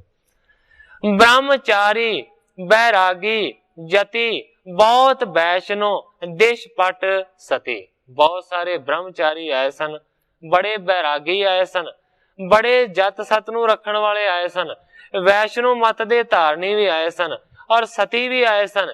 ਇਸ ਤੋਂ ਇਲਾਵਾ ਦੇਸ਼ਪਟ ਵੀ ਆਏ ਸਨ। ਦੇਸ਼ ਤੋਂ ਭਾਵ ਦਿਸ਼ਾ, ਪਟ ਤੋਂ ਭਾਵ ਕੱਪੜਾ, ਜਿਹਨੂੰ ਆਪਾਂ ਦਿਗੰਬਰ ਵੀ ਕਹਿ ਦਿੰਦੇ ਹਾਂ। ਦੇਸ਼ ਪਟ ਤੇ ਦਿਗੰਬਰ ਤੋਂ ਇੱਕੋ ਹੀ ਭਾਵ ਹੁੰਦਾ ਹੈ ਕਿ ਜਿਨ੍ਹਾਂ ਦੀਆਂ ਸਿਰਫ ਦਿਸ਼ਾਵਾਂ ਹੀ ਕੱਪੜੇ ਨੇ। ਕਹਿਣ ਤੋਂ ਭਾਵ ਜਿਹੜੇ ਨਾਗੇ ਨੇ, ਜਿਹੜੇ ਬਿਲਕੁਲ ਨਗਨ ਨੇ, ਉਹਨਾਂ ਨੂੰ ਕਹਿੰਦੇ ਨੇ ਜਾਂ ਦੇਸ਼ਪਟ ਤੇ ਜਾਂ ਦਿਗੰਬਰ। ਉਹ ਵੀ ਸਾਰੇ ਪਹੁੰਚੇ ਹੋਏ ਨੇ। ਤਪੀ ਔਰ ਸੰਨਿਆਸੀ ਆਏ, ਬ੍ਰਿਜ ਵਿਖੇ ਨਰ ਪੁੰਜ ਸੁਹਾਏ। ਇਸ ਤੋਂ ਇਲਾਵਾ ਬੜੇ ਵੱਡੇ ਵੱਡੇ ਤਪਸਵੀ ਤੇ ਵੱਡੇ ਵੱਡੇ ਸੰਨਿਆਸੀ ਪਹੁੰਚੇ ਹੋਏ ਨੇ। ਬ੍ਰਿਜ ਦੇ ਵਿੱਚ ਬਹੁਤ ਸਾਰੇ ਇਸ ਤਰ੍ਹਾਂ ਦੇ ਪੁਰਸ਼ਾਂ ਦੀ ਭੀੜ ਹੈ। ਸ੍ਰੀ ਗੁਰ ਨਾਨਕ ਅੰਤਰ ਜਾਮੀ, ਸਭ ਘਟ ਕੀ ਜਾਣਤ ਪੇ ਸੁਆਮੀ। ਸਤਿਗੁਰੂ ਨਾਨਕ ਦੇਵ ਸੱਚੇ ਪਾਤਸ਼ਾਹ ਜੀ ਜਿਹੜੇ ਕਿ ਅੰਤਰਜਾਮੀ ਨੇ, ਜਿਹੜੇ ਕਿ ਹਰ ਇੱਕ ਮਨੁੱਖ ਦੇ ਹਿਰਦੇ ਦੀ ਗਤੀ ਨੂੰ ਜਾਣਦੇ ਨੇ, ਜਿਹੜੇ ਕਿ ਘਟ ਘਟ ਵਾਸੀ ਨੇ, ਜਿਹੜੇ ਸਾਰਿਆਂ ਦੇ ਸੁਆਮੀ ਨੇ, ਜਿਹੜੇ ਸਾਰਿਆਂ ਦੇ ਮਾਲਕ ਨੇ, ਉਹਨਾਂ ਨੇ ਹਰ ਇੱਕ ਹਿਰਦੇ ਦੀ ਗਤੀ ਨੂੰ ਪੜ੍ਹਿਆ। ਅੰਧ ਧੁੰਦ ਵਰਤਿਆ ਜਗ ਮਾਹੀ, ਸ਼ੁੱਧ ਆਤਮੈ ਨਰ ਕੋ ਨਾਹੀ। ਸਾਰਿਆਂ ਦੇ ਵੱਲ ਸਤਿਗੁਰਾਂ ਨੇ ਨਜ਼ਰ ਫੇਰੀ ਤੇ ਸਤਿਗੁਰੂ ਨਾਨਕ ਦੇਵ ਸੱਚੇ ਪਾਤਸ਼ਾਹ ਜੀ ਨੇ ਵਿਚਾਰਿਆ ਕਿ ਅੰਧਾ ਧੁੰਦ ਦਾ ਵਰਤਾਰਾ ਸੰਸਾਰ ਦੇ ਉੱਤੇ ਵਰਤਿਆ ਹੋਇਆ ਹੈ। ਕਿਸੇ ਵੀ ਮਨੁੱਖ ਦੀ ਜਿਹੜੀ ਆਤਮਾ ਹੈ ਨਾ, ਉਹ ਸ਼ੁੱਧ ਨਹੀਂ ਹੈ, ਉਹ ਪਵਿੱਤਰ ਨਹੀਂ। ਪਾਵ ਬੰਧਨ ਕੇ ਬਾਂਧੇ ਸਭ ਹੀ, ਛੂਟਣ ਹੋਏ ਨਾ ਤਨ ਕੋ ਕਬਹੀ। ਸਾਰੇ ਦੇ ਸਾਰੇ ਜਿਹੜੇ ਲੋਕ ਨੇ ਉਹ ਸੰਸਾਰ ਦੇ ਬੰਧਨ ਦੇ ਵਿੱਚ ਐਸੇ ਬੱਝੇ ਹੋਏ ਨੇ कि उन्हां दा शरीर किसी भी तरीके दे नाल आजाद नहीं हो सकता, उहदा छुटकारा नहीं हुंदा। काम क्रोध लोभ अहंकारा इनमें वर्ताया मोह गवारा। काम है, क्रोध है, लोभ है, हंकार है, और इन्हां दे विच मोह दा जिहड़ा वड्डा गुबारा है ना, वो सारियां तो ज्यादा फैलिया होया। बासर में तार दाम बयाने का, बात बनाए सुनाए बबे का। किस तरह दे पुरुष हो गए ने। गुरु जी कहते ने कि बासर दे विच, बासर कहते ने दिन नूं, दिन दे विच अनेकां प्रकार दे दंभ धारण करते ने, पखंडां नूं धारण करते ने। बात बनाए सुनाए बवेका, बातां बनाउंदे ने, जिहड़ा विवेक है उस दियां बहुत वड्डियां वड्डियां गल्लां करदे ने। लोभ लहर में गोते खावत, बहु पखंड कर नरत दिखावत।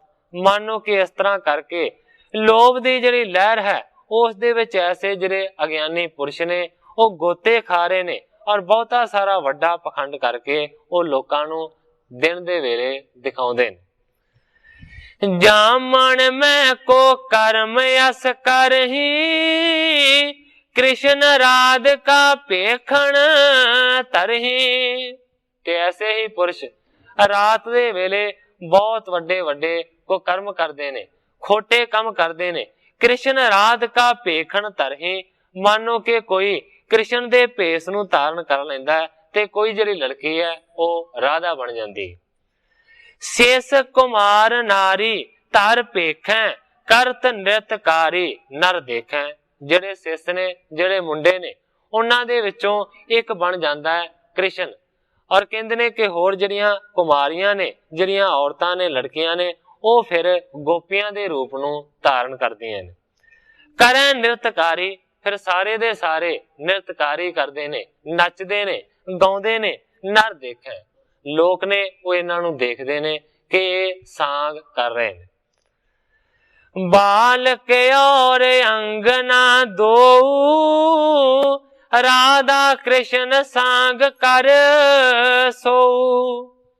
लड़का ते लड़की कृष्ण ते राधा दा रूप बना के फिर राधा कृष्ण बन के उन्हां दे वर्गे सांग करदे ने। नर मलीन बुद्धि तिन देखें, उपजावत तन काम विशेखें। जदों वेखण वाले मनुख उन्हां नूं देखदे ने ते वेखण वाले सारे इक्को प्रकार दे नहीं हुंदे। कहंदे ने नर मलीन बुद्धि तिन देखें, जिन्हां मनुखां दी बुद्धि मलीन है, भैड़ी है, जदों उन्हां नूं देखदे ने इन्हां दे नाच नूं, उपजावत तन काम विशेखें, ते उन्हां दे मन दे विच फिर काम दी जिहड़ी उत्तेजना है ना वो पैदा हो जाती। श्री नानक सब जान के, तब रबाब बजवाए, शब्द उचार्यो राग सो, राम कली में गाए। इदां दे भेख नूं देख के, इस तरह दे पखंड नूं सतगुरु नानक देव सच्चे पातशाह जी ने देखिया, ते फिर सतगुरु नानक देव सच्चे पातशाह जी ने भाई मरदाना नूं हुक्म कीता, मरदानिया रबाब नूं छेड़। मरदाने ने रबाब नूं छेड़िया ते सतगुरु नानक देव सच्चे पातशाह जी ने फिर रामकली राग दे विच एक शब्द उचारण कीता। रामकली महला पहला अष्टपदिया, एक ओंकार सतगुर प्रसाद। गुरु जी लिखते ने, सोई चंद चढ़ै से तारे, सोई दिनियर तपत रहे। सतगुरु नानक देव सच्चे पातशाह जी कहते ने कि कलयुग किस तरह दा है। सतगुरु नानक देव सच्चे पातशाह जी कहते ने कि सारी दुनिया कहती है कलयुग आ गया, पर दरअसल होया की है। सोई चंद चढ़ै से तारे, सोई दिनियर तपत रहे। गुरु जी कहते ने ओही चंद्रमा सतयुग दे विच भी चढ़दा सी, ओही चंद्रमा कलयुग दे विच भी चढ़दा है। ओही तारे सतयुग दे विच भी रात दे वेले दिसदे सन, ओही जिहड़े तारे ने वो कलयुग दे विच भी दिसदे ने। ओही जिहड़ा दिनियर है, दिनियर कहंदे ने जो दिन दा पति है, सूरज, ओही जिहड़ा सूरज है वो सतयुग दे विच भी चढ़दा रहा, वो त्रेते दे विच भी चढ़दा रहा, वो द्वापर दे विच भी चढ़दा रहा, ते उसे तरीके दे नाल कलयुग दे विच भी जिहड़ा सूरज है वो प्रकाशमान है, वो दिनियर तपदा है, वो तपदा रहिंदा है, वो जगदा रहिंदा है। सा धरती सो पौन झुलार है। ਉਹੀ ਧਰਤੀ ਹੈ, ਧਰਤੀ ਦਾ ਕੋਈ ਬਦਲਾਵਾ ਨਹੀਂ ਹੋਇਆ। ਇਹ ਨਹੀਂ ਕਿਹਾ ਜਾ ਸਕਦਾ ਕਿ ਸਤਯੁਗ ਦੇ ਵਿੱਚ ਹੋਰ ਕੋਈ ਧਰਤੀ ਸੀ ਤੇ ਕਲਯੁਗ ਦੇ ਵਿੱਚ ਧਰਤੀ ਕੋਈ ਹੋਰ ਬਣ ਗਈ। ਉਹੀ ਧਰਤੀ ਹੈ। ਸਾਹ ਪਾਉਣ ਝੁਲਾਰ ਹੈ। ਔਰ ਜਿਹੜੀ ਹਵਾ ਚੱਲਦੀ ਹੈ ਇਹ ਵੀ ਉਸੇ ਤਰ੍ਹਾਂ ਦੀ ਹੈ। ਸਤਯੁਗ ਦੇ ਵਿੱਚ ਵੀ ਹਵਾ ਚੱਲਦੀ ਸੀ, ਕਲਯੁਗ ਦੇ ਵਿੱਚ ਵੀ ਚੱਲਦੀ ਹੈ। ਤੇ ਫਿਰ ਕਲਯੁਗ ਕਿਉਂ ਆਖਿਆ ਜਾਂਦਾ ਹੈ? ਕਹਿੰਦੇ ਨੇ ਜੁਗ ਜੀ ਖੇਲੈ ਥਾਵ ਕੈਸੇ। ਸਤਿਗੁਰੂ ਨਾਨਕ ਦੇਵ ਸੱਚੇ ਪਾਤਸ਼ਾਹ ਜੀ ਕਹਿੰਦੇ ਨੇ ਕਿ ਮਾਨੋ ਯੁੱਗਾਂ ਦਾ ਪ੍ਰਭਾਵ ਜੀਵਾਂ ਦੇ ਮਨ ਦੇ ਵਿੱਚ ਖੇਡ ਰਿਹਾ ਹੈ, ਇਸੇ ਨੂੰ ਕਲਯੁਗ ਆਖਿਆ ਜਾਂਦਾ ਹੈ। ਭਾਵ ਕਿ ਕੁਝ ਬਦਲਿਆ ਨਹੀਂ ਹੈ। ਮਨੁੱਖਾਂ ਦੇ ਮਨ ਬਦਲ ਗਏ ਨੇ, ਬੁੱਧੀਆਂ ਬਦਲ ਗਈਆਂ ਨੇ, ਵਿਚਾਰਧਾਰਾ ਬਦਲ ਗਈਆਂ ਨੇ, ਇਸ ਕਰਕੇ ਕਹਿੰਦੇ ਨੇ ਕਲਯੁਗ ਆ ਗਿਆ। ਜੀਵਨ ਤਲਬ ਨਿਵਾਰ ਹੋਵੇ ਪਰਵਾਣਾ ਕਰੈ ਧਿਆਣਾ ਕਲ ਲਖਣ ਵਿਚਾਰ। ਸਤਿਗੁਰੂ ਨਾਨਕ ਦੇਵ ਸੱਚੇ ਪਾਤਸ਼ਾਹ ਜੀ ਕਹਿੰਦੇ ਨੇ ਜੇ ਕੋਈ ਮਨੁੱਖ ਆਪਣਾ ਆਚਰਣ ਉੱਚਾ ਕਰਨਾ ਚਾਹੁੰਦਾ ਹੈ, ਸਗੋਂ ਲੋਕਾਂ ਦੀਆਂ ਨਜ਼ਰਾਂ ਦੇ ਵਿੱਚ ਆਪਣੇ ਆਚਰਣ ਨੂੰ ਉੱਚਾ ਕਰਨ ਵਾਲਾ ਮਨੁੱਖ ਡਿੱਗ ਜਾਂਦਾ ਹੈ। ਜੇ ਕੋਈ ਤਪੀ ਹੋਣ ਦਾ ਦਾਵਾ ਕਰਦਾ ਹੈ ਤਾਂ ਉਸਦੇ ਇੰਦਰੇ ਆਪਣੇ ਵਸ ਦੇ ਵਿੱਚ ਨਹੀਂ ਰਹਿੰਦੇ। ਕਹਿੰਦੇ ਨੇ ਕਲ ਲਖਣ ਵਿਚਾਰ, ਇਹੀ ਕਲਯੁਗ ਦੇ ਲੱਛਣ ਨੇ। ਕਿਤੇ ਦੇਸ ਨਾ ਆਇਆ ਸੁਣੀਐ ਤੀਰਥ ਪਾਸ ਨਾ ਬੈਠਾ। ਹੁਣ ਜੇ ਕੋਈ ਆਖੇ ਕਿ ਜਿਹੜਾ ਕਲਯੁਗ ਹੈ ਉਹ ਕਿਸੇ ਵਿਸ਼ੇਸ਼ ਖਾਸ ਦੇਸ਼ ਦੇ ਵਿੱਚ ਆਇਆ ਹੈ, ਤੇ ਵੀ ਕੋਈ ਗੱਲ ਨਹੀਂ। ਕਿਸੇ ਵਿਸ਼ੇਸ਼ ਦੇਸ਼ ਦੇ ਵਿੱਚ ਕਲਯੁਗ ਨਹੀਂ ਆਇਆ। ਕਿਸੇ ਨੇ ਇਸ ਤਰ੍ਹਾਂ ਦੀ ਗੱਲ ਨਹੀਂ ਸੁਣਾਈ ਕਿ ਕਿਸੇ ਖਾਸ ਥਾਂ ਦੇ ਉੱਤੇ ਕਲਯੁਗ ਆਉਂਦਾ ਹੈ। ਤੀਰਥ ਪਾਸ ਨਾ ਬੈਠਾ, ਕਿਤੇ ਇਹ ਵੀ ਨਹੀਂ ਕਿਸੇ ਨੇ ਆਖਿਆ ਕਿ ਤੀਰਥਾਂ ਦੇ ਉੱਤੇ ਜਾ ਕੇ ਕਲਯੁਗ ਬੈਠਾ ਹੋਇਆ ਹੈ। ਦਾਤਾ ਦਾਨ ਕਰੇ ਤਾਂ ਨਾਹੀ ਮਹਲ ਉਸਾਰ ਨਾ ਬੈਠਾ। ਗੁਰੂ ਜੀ ਕਹਿੰਦੇ ਨੇ ਜਿੱਥੇ ਦਾਨੀ ਪੁਰਸ਼ ਦਾਨ ਕਰਦੇ ਨੇ ਉੱਥੇ ਵੀ ਡੇਰੇ ਨੂੰ ਲਾ ਕੇ ਕਲਯੁਗ ਨਹੀਂ ਬੈਠਾ। ਔਰ ਕਹਿੰਦੇ ਨੇ ਕੋਈ ਐਸਾ ਉਹਨੇ ਆਪਣਾ ਵੱਖਰੀ ਕਿਸਮ ਦਾ ਮਹਿਲ ਵੀ ਨਹੀਂ ਉਸਾਰਿਆ ਹੋਇਆ ਕਿ ਜਿੱਥੇ ਕਹਿ ਦਈਏ ਕਿ ਐਸ ਮਹਿਲ ਦੇ ਅੰਦਰ ਉਹ ਕਲਯੁਗ ਬੈਠਾ ਹੋਇਆ। ਜੇ ਕੋ ਸਤ ਕਰੇ ਸੋ ਛੀਜੈ ਤਪ ਕਰ ਤਪ ਨਾ ਹੋਈ। ਪਰ ਕਹਿੰਦੇ ਨੇ ਕੰਮ ਇਸ ਤਰ੍ਹਾਂ ਦੇ ਨੇ, ਜੇ ਕੋਈ ਸਤ ਕਰਦਾ ਹੈ ਤੇ ਕਹਿੰਦੇ ਨੇ ਉਹ ਛਿਜ ਜਾਂਦਾ ਹੈ, ਉਹ ਖਤਮ ਹੋ ਜਾਂਦਾ ਹੈ। ਤਪ ਕਰ ਤਪ ਨਾ ਹੋਈ, ਜੇ ਕੋਈ ਤਪ ਕਰਦਾ ਹੈ ਤੇ ਉਸ ਦੀ ਤਪੱਸਿਆ ਦੇ ਵਿੱਚ ਵਿਘਨ ਪੈ ਜਾਂਦਾ ਹੈ, ਉਹ ਨੇਪਰੇ ਨਹੀਂ ਚੜਦਾ। ਜੇ ਕੋ ਨਾਏ ਲਏ ਬਦਨਾਵੀ ਕਲ ਕੇ ਲਖਣ ਏ। ਸਤਿਗੁਰੂ ਨਾਨਕ ਦੇਵ ਸੱਚੇ ਪਾਤਸ਼ਾਹ ਜੀ ਕਹਿੰਦੇ ਨੇ ਕਿ ਜੇ ਕੋਈ ਪ੍ਰਭੂ ਦਾ ਨਾਮ ਸਿਮਰਦਾ ਹੈ, ਯਾਦ ਕਰਦਾ ਹੈ, ਲੋਕਾਂ ਦੇ ਵਿੱਚ ਸਗੋਂ ਉਸ ਦੀ ਬਦਨਾਮੀ ਹੁੰਦੀ ਹੈ। ਕਲ ਕੇ ਲਖਣ ਏ। ਕਲਯੁਗ ਦੇ ਗੁਰੂ ਜੀ ਕਹਿੰਦੇ ਨੇ ਇਹੀ ਲੱਖਣ ਨੇ, ਇਹੀ ਲੱਛਣ ਨੇ। ਜਿਸ ਸਿਕਦਾਰੀ ਤਿਸੈ ਖੁਆਰੀ ਚਾਕਰ ਕਿਹੇ ਡਰਨਾ।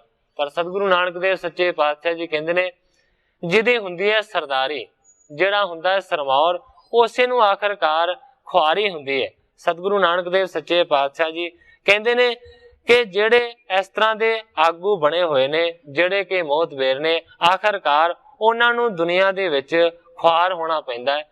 ਚਾਕਰ ਕਿਹਾ ਡਰਨਾ। ਤੇ ਜਿਹੜਾ ਉਹਨਾਂ ਸਰਦਾਰਾਂ ਦਾ, ਉਹਨਾਂ ਆਗੂਆਂ ਦਾ ਚਾਕਰ ਹੈ, ਉਹ ਜਿਹੜਾ ਨੌਕਰ ਹੈ ਉਹਨੂੰ ਕਾਹਦਾ ਡਰ? ਕਿਉਂਕਿ ਜਦੋਂ ਵੀ ਮਾਰ ਪਵੇਗੀ ਸਰਦਾਰ ਨੂੰ ਪਵੇਗੀ, ਨੌਕਰ ਨੇ ਤੇ ਉਸੇ ਥਾਂ ਤੇ ਬਹਾਲ ਹੋ ਜਾਣਾ। ਕਹਿੰਦੇ ਨੇ ਕਿ ਚਾਕਰ ਕਿਹੇ ਡਰਨਾ, ਭਾਵ ਕਿ ਚਾਕਰ ਨੂੰ ਕਿਸੇ ਗੱਲੋਂ ਡਰਨ ਦੀ ਕੋਈ ਲੋੜ ਨਹੀਂ ਪੈਂਦੀ। ਜਾ ਸਿਕਦਾਰ ਹੈ ਪਵੈ ਜੰਜੀਰੀ ਤਾਂ ਚਾਕਰ ਹੱਥੋਂ ਮਰਨਾ। ਜਦੋਂ ਫੜਿਆ ਜਾਂਦਾ ਹੈ, ਵੱਡੇ ਆਦਮੀ ਨੂੰ ਫੜਿਆ ਜਾਂਦਾ ਹੈ, ਸਰਦਾਰ ਨੂੰ ਫੜਿਆ ਜਾਂਦਾ ਹੈ, ਤੇ ਜਦੋਂ ਸਰਦਾਰ ਦੇ ਗਲ ਦੇ ਵਿੱਚ ਜੰਜੀਰੀਆਂ ਜਾਂ ਫਾਈਆਂ ਪਾਉਂਦੇ ਨੇ ਉਸ ਦੇ ਵੈਰੀ, ਫਿਰ ਕਹਿੰਦੇ ਨੇ ਇਹ ਵੀ ਹੋ ਸਕਦਾ ਹੈ ਕਿ ਜਿਹੜਾ ਉਹਦਾ ਪਹਿਲਾਂ ਚਾਕਰ ਸੀ, ਨੌਕਰ ਸੀ, ਉਸ ਤੋਂ ਹੀ ਕਹਿ ਕੇ ਉਸ ਨੂੰ ਮਰਵਾ ਦਿੱਤਾ ਜਾਵੇ। ਜਾ ਸਿਕਦਾਰ ਹੈ ਪਵੈ ਜੰਜੀਰੀ ਤਾਂ ਚਾਕਰ ਹੱਥੋਂ ਮਰਨਾ। ਉਹ ਸਰਦਾਰ ਵੀ ਚਾਕਰ ਦੇ, ਨੌਕਰ ਦੇ ਹੱਥੋਂ ਹੀ ਮਰਦਾ ਹੈ। ਆਖ ਗੁਣਾ ਕਲ ਆਈ ਹੈ। ਸਤਿਗੁਰੂ ਨਾਨਕ ਦੇਵ ਸੱਚੇ ਪਾਤਸ਼ਾਹ ਜੀ ਕਹਿੰਦੇ ਨੇ ਇਹੀ ਗੁਣ ਨੇ, ਇਸੇ ਤਰ੍ਹਾਂ ਕਿਹਾ ਜਾਂਦਾ ਹੈ ਕਲ ਆਈ ਹੈ, ਕਲਯੁਗ ਆ ਗਏ। ਤੇ ਜੁਗ ਕੇਰਾ ਰਹਿਆ ਤਪਾਵਸ ਜੇ ਗੁਣ ਦੇਹ ਤਾ ਪਾਈਐ ਕਲ ਕਲ ਵਾਲੀ ਸਰਾ ਨਬੇੜੀ ਕਾਜੀ ਕ੍ਰਿਸ਼ਨਾ ਹੋਆ। ਸਤਿਗੁਰੂ ਨਾਨਕ ਦੇਵ ਸੱਚੇ ਪਾਤਸ਼ਾਹ ਜੀ ਕਹਿੰਦੇ ਨੇ ਕਲਯੁਗ ਦੇ ਵਿੱਚ ਐਸਾ ਵਰਤਾਰਾ ਵਰਤਿਆ ਹੋਇਆ ਕਿ ਜਿਹੜੇ ਕਾਜੀ ਨੇ, ਜਿਹੜੇ ਭਾਵ ਇਨਸਾਫ ਦੇ ਕਰਿੰਦੇ ਨੇ, ਉਹ ਵੱਡੀ ਖੋਰ ਹੋ ਗਏ ਨੇ ਔਰ ਉਹੀ ਆਪਣਾ ਇਨਸਾਫ ਆਪਣੇ ਤਰ੍ਹਾਂ ਦਾ ਕਰਦੇ ਨੇ। ਬਾਣੀ ਬ੍ਰਹਮਾ ਵੇਦ ਅਥਰਵਣ ਕਰਨੀ ਕੀਰਤ ਲਹਿਆ। सतगुरु नानक देव सच्चे पातशाह जी कहते ने कि पहले तिना युगां दा प्रभाव हुण मुक गया है। भाव के जिहड़ा अथर्वण वेद है, जिहड़ा कि ब्रह्मा दा रचिया होया है, ओदी जिहड़ी कीर्ति है ना, ओदी जिहड़ी वारी है ना, वो हुण आ गई है। पतविन पूजा सतविन संजम जतविन काहे जनेऊ। सतगुरु नानक देव सच्चे पातशाह जी कहते ने पति तो बगैर भाव के पूजा है। जिहड़ा प्रभु है वो पति है, उस प्रभु प्रीतम तो बगैर कादी पूजा है। सतविन संजम, जे सत ही नहीं रखना ते फिर संजमा दे जीवन नू आचरण नू उच्चा करन दी की लोड़ है। और कहते ने जत बिन काहे जनेऊ, जे किसी मनुख ने जत सत ही नहीं रखना, अपने आत्मक जीवन नू उच्चा ही नहीं करना, काहे जनेऊ, फिर जनेऊ पाउण दी की लोड़ है। नावो धोवो तिलक चढ़ावो सोच बिन सोच ना होई। हुण सतगुरु नानक देव सच्चे पातशाह जी पंडितां नूं इह उपदेश दे रहे ने अपनी गुरबाणी दे नाल कि तुसीं पवित्र तीर्थां दे उत्ते नहाउंदे हो, धोंदे हो, तिलक अपने मत्थे दे उत्ते लगाउंदे हो, सोच बिन सोच ना होई। बड़ी सोच मर्यादा रखदे हो, पर कहंदे ने सोच बिन सोच ना होई। जिन्ना चिर तुहाडा आत्मक जीवन उच्चा नहीं है, जिन्ना चिर तुहानू अंदरली सोच दी प्राप्ति नहीं है, सोच ना होई, उन्ना चिर सोच नहीं हो सकती, पवित्रता ही कदे नहीं हो सकती।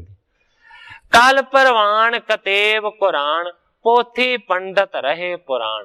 कल युग दा गुरु जी कहंदे ने इस तरह दा समा है कि इस वेले मुसलमानी राज है और इन्हां ने जिहड़े कतेब ने जिहड़ा कुरान शरीफ है उस नूं प्रधानगी दित्ती हुई है। पंडित दियां जिहड़ियां पोथियां ने पुराणां दियां उन्हां नूं एक बन्ने ला दित्ता है। नानक नाओ भया रहमान। और सतगुरु नानक देव सच्चे पातशाह जी कहंदे ने इन्हां ने जो प्रभु दा खुदा दा नाम है वो रहमान रखिया होया। कर करता तू एको जान। पर सतगुरु नानक देव सच्चे पातशाह जी कहंदे ने करन ते कराउण वाला जिहड़ा करता है ना, उस नूं भावें कुछ भी कह लवो, वो इको ही। नानक नाम मिलै वडियाई एदू उपर कर्म नहीं। सतगुरु नानक देव सच्चे पातशाह जी कहंदे ने जिहड़ा मनुख नाम जपदा है उस मनुख नूं इस लोक दे विच भी ते परलोक दे विच भी वडियाइयां मिलदियां ने, एदू उपर कर्म नहीं। सतगुरु नानक देव सच्चे पातशाह जी फरमान करदे ने, हुक्म करदे ने कि इस नाम तो जपण तो उच्चा होर कोई भी कर्म दुनिया दे विच नहीं। जे घर होदा मंगण जाइए फिर उलामा मिलै ताही।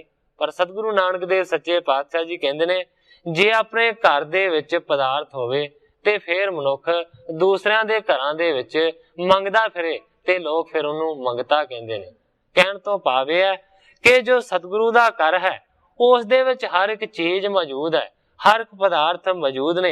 इस करके गुरु दे दरवाजे नूं छड्ड के होर किसी भी जगह ते मंगण दे वास्ते गुरु दे सिख दा काम नहीं है कि मंगण दे वास्ते जावे फिर उलामा मिले ताही। फिर कहंदे ने उलामा मिलदा है वो मनुख दोषी गिणिया जांदा है जिहड़ा कि अपने सतगुरु दे दरवाजे नूं छड्ड के किसी होर दरवाजे ते कोई दात मंगण दे वास्ते जांदा है। इस तरीके दे नाल सतगुरु नानक देव सच्चे पातशाह जी ने रामकली दा ये जिहड़ा शब्द सी उचारण कीता और उस वेले मर्दाने ने खूब रबाब वजाई। ऊंचे सुर सो शब्द बसायो राम कली सो राग में गायो। ग्रंथाकार भाई संतोख सिंह जी कहंदे ने बड़ियां उच्चियां सुरां दे विच शब्द नूं गायन कीता गया, शब्द नूं पढ़िया गया और रामकली राग दे विच ये गाया गया। सुन सुन कर बहु मानव आए प्रीत धार वैसे तिह थाए। शब्द नूं सुन सुन के कवि जी कहंदे ने कि बहुत सारे मनुख सतगुरु नानक देव सच्चे पातशाह जी दे आले दुआले आण के बह गए ने, प्रीत नूं धारण कीता है और सारे बैठे ने। केतक पंडित तिनै मझारी शब्द श्रोण सुन गिरा उचारी। हुण कवि जी कहंदे ने कि बहुत सारे पंडित उन्हां स्रोतियां दे विच बैठे होए सन। जदों सतगुरां दे शब्द नूं उन्हां पंडितां ने सुनिया, उन्हां ने इस तरह अर्ज कीती, इसके अर्थ सुनाइए हमको संत रूप देखत हैं तुमको। पंडितां ने सतगुरु नानक देव सच्चे पातशाह जी नूं सवाल कीता है कि ਇਹ ਜਿਹੜਾ ਤੁਸੀਂ ਸ਼ਬਦ ਪੜਿਆ ਹੈ ਇਹਦੇ ਤੁਸੀਂ ਅਰਥ ਸਾਨੂੰ ਸੁਣਾਓ। ਅਸੀਂ ਦੇਖਦੇ ਹਾਂ ਕਿ ਤੁਸੀਂ ਸੰਤ ਸਰੂਪ ਹੋ। ਸ੍ਰੀ ਨਾਨਕ ਸੁਣੇ ਅਰਥ ਬਖਾਨਾ, ਇੱਕ ਮਨ ਵੈ ਕਰ ਸੁਣੋ ਸੁਜਾਨਾ। ਉਹਨਾਂ ਦੇ ਬਚਨ ਨੂੰ ਸੁਣ ਕੇ ਸਤਿਗੁਰੂ ਨਾਨਕ ਦੇਵ ਸੱਚੇ ਪਾਤਸ਼ਾਹ ਜੀ ਨੇ ਫਿਰ ਇਸ ਸ਼ਬਦ ਦੇ ਅਰਥ ਕਰਨੇ ਸ਼ੁਰੂ ਕੀਤੇ ਨੇ। ਇੱਕ ਮਨ ਵੈ ਕਰ ਸੁਣੋ ਸੁਜਾਨਾ। ਗ੍ਰੰਥਾਕਾਰ ਭਾਈ ਸੰਤੋਖ ਸਿੰਘ ਜੀ ਕਹਿੰਦੇ ਨੇ ਕਿ ਇੱਕ ਮਨ ਹੋ ਕੇ ਹੇ ਸੁਜਾਨ ਸਰੋਤਾ ਜਨੋ ਤੁਸੀਂ ਇਸ ਸ਼ਬਦ ਦੇ ਅਰਥਾਂ ਨੂੰ ਸੁਣੋ। ਹੁਣ ਜਿਹੜੇ ਅਰਥ ਮੈਂ ਪਹਿਲਾਂ ਕੀਤੇ ਨੇ ਉਹ ਮੈਂ ਆਪਣੀ ਬੁੱਧੀ ਦੇ ਨਾਲ, ਜੋ ਸਤਿਗੁਰਾਂ ਦੀ ਬਖਸ਼ੀ ਬੁੱਧੀ ਹੈ ਉਹਦੇ ਨਾਲ ਥੋੜੇ ਬਹੁਤੇ ਕੀਤੇ ਨੇ। ਪਰ ਹੁਣ ਗ੍ਰੰਥਾਕਾਰ ਜੀ ਜੋ ਕਿ ਭਾਈ ਸੰਤੋਖ ਸਿੰਘ ਜੀ ਇਸ ਗ੍ਰੰਥ ਦੇ ਕਰਤਾ ਨੇ, ਉਹ ਆਪਣੀ ਕਲਮ ਦੇ ਨਾਲ ਇਸ ਦੇ ਅਰਥਾਂ ਨੂੰ ਬਿਆਨ ਕਰਨਗੇ ਔਰ ਉਹ ਮੈਂ ਸਾਧ ਸੰਗਤ ਦੇ ਸਨਮੁਖ ਰੱਖਾਂਗਾ। ਸਸ ਰਾਵ ਉੱਡ ਛਿਤ ਬਾਏ ਸੋ ਤੈਸੇ, ਤ੍ਰੈ ਜੁਗ ਮੇ ਵਰਤੇ ਥੀ ਜੈਸੇ। ਹੁਣ ਗ੍ਰੰਥਾਕਾਰ ਜੀ ਇਸ ਸ਼ਬਦ ਦੇ ਅਰਥ ਕਰ ਰਹੇ ਨੇ ਔਰ ਬਿਆਨ ਕਰ ਰਹੇ ਨੇ ਕਿ ਸਤਿਗੁਰੂ ਨਾਨਕ ਦੇਵ ਸੱਚੇ ਪਾਤਸ਼ਾਹ ਜੀ ਨੇ ਇਸ ਤਰ੍ਹਾਂ ਅਰਥ ਸੁਣਾਏ ਕਿ ਜੋ ਸਸੀ ਹੈ, ਜੋ ਚੰਦਰਮਾ ਹੈ, ਇਸ ਤੋਂ ਇਲਾਵਾ ਜਿਹੜਾ ਰਵੀ ਹੈ, ਜਿਹੜਾ ਸੂਰਜ ਹੈ, ਇਸ ਤੋਂ ਇਲਾਵਾ ਜਿਹੜੇ ਉਡਗਣ ਨੇ, ਜਿਹੜੇ ਤਾਰੇ ਨੇ, ਇਸ ਤੋਂ ਇਲਾਵਾ ਜਿਹੜੀ ਛਿਤ ਹੈ, ਜਿਹੜੀ ਪ੍ਰਿਥਵੀ ਹੈ ਜਾਂ ਧਰਤੀ ਹੈ, ਇਸ ਤੋਂ ਇਲਾਵਾ ਜਿਹੜੀ ਬਾਏ ਹੈ, ਜਿਹੜੀ ਪੌਣ ਹੈ, ਕਹਿੰਦੇ ਨੇ ਸੋ ਤੈਸੇ। ਇਹ ਸਾਰਾ ਕੁਝ ਉਸੇ ਤਰ੍ਹਾਂ ਦਾ ਉਸੇ ਤਰ੍ਹਾਂ ਹੈ।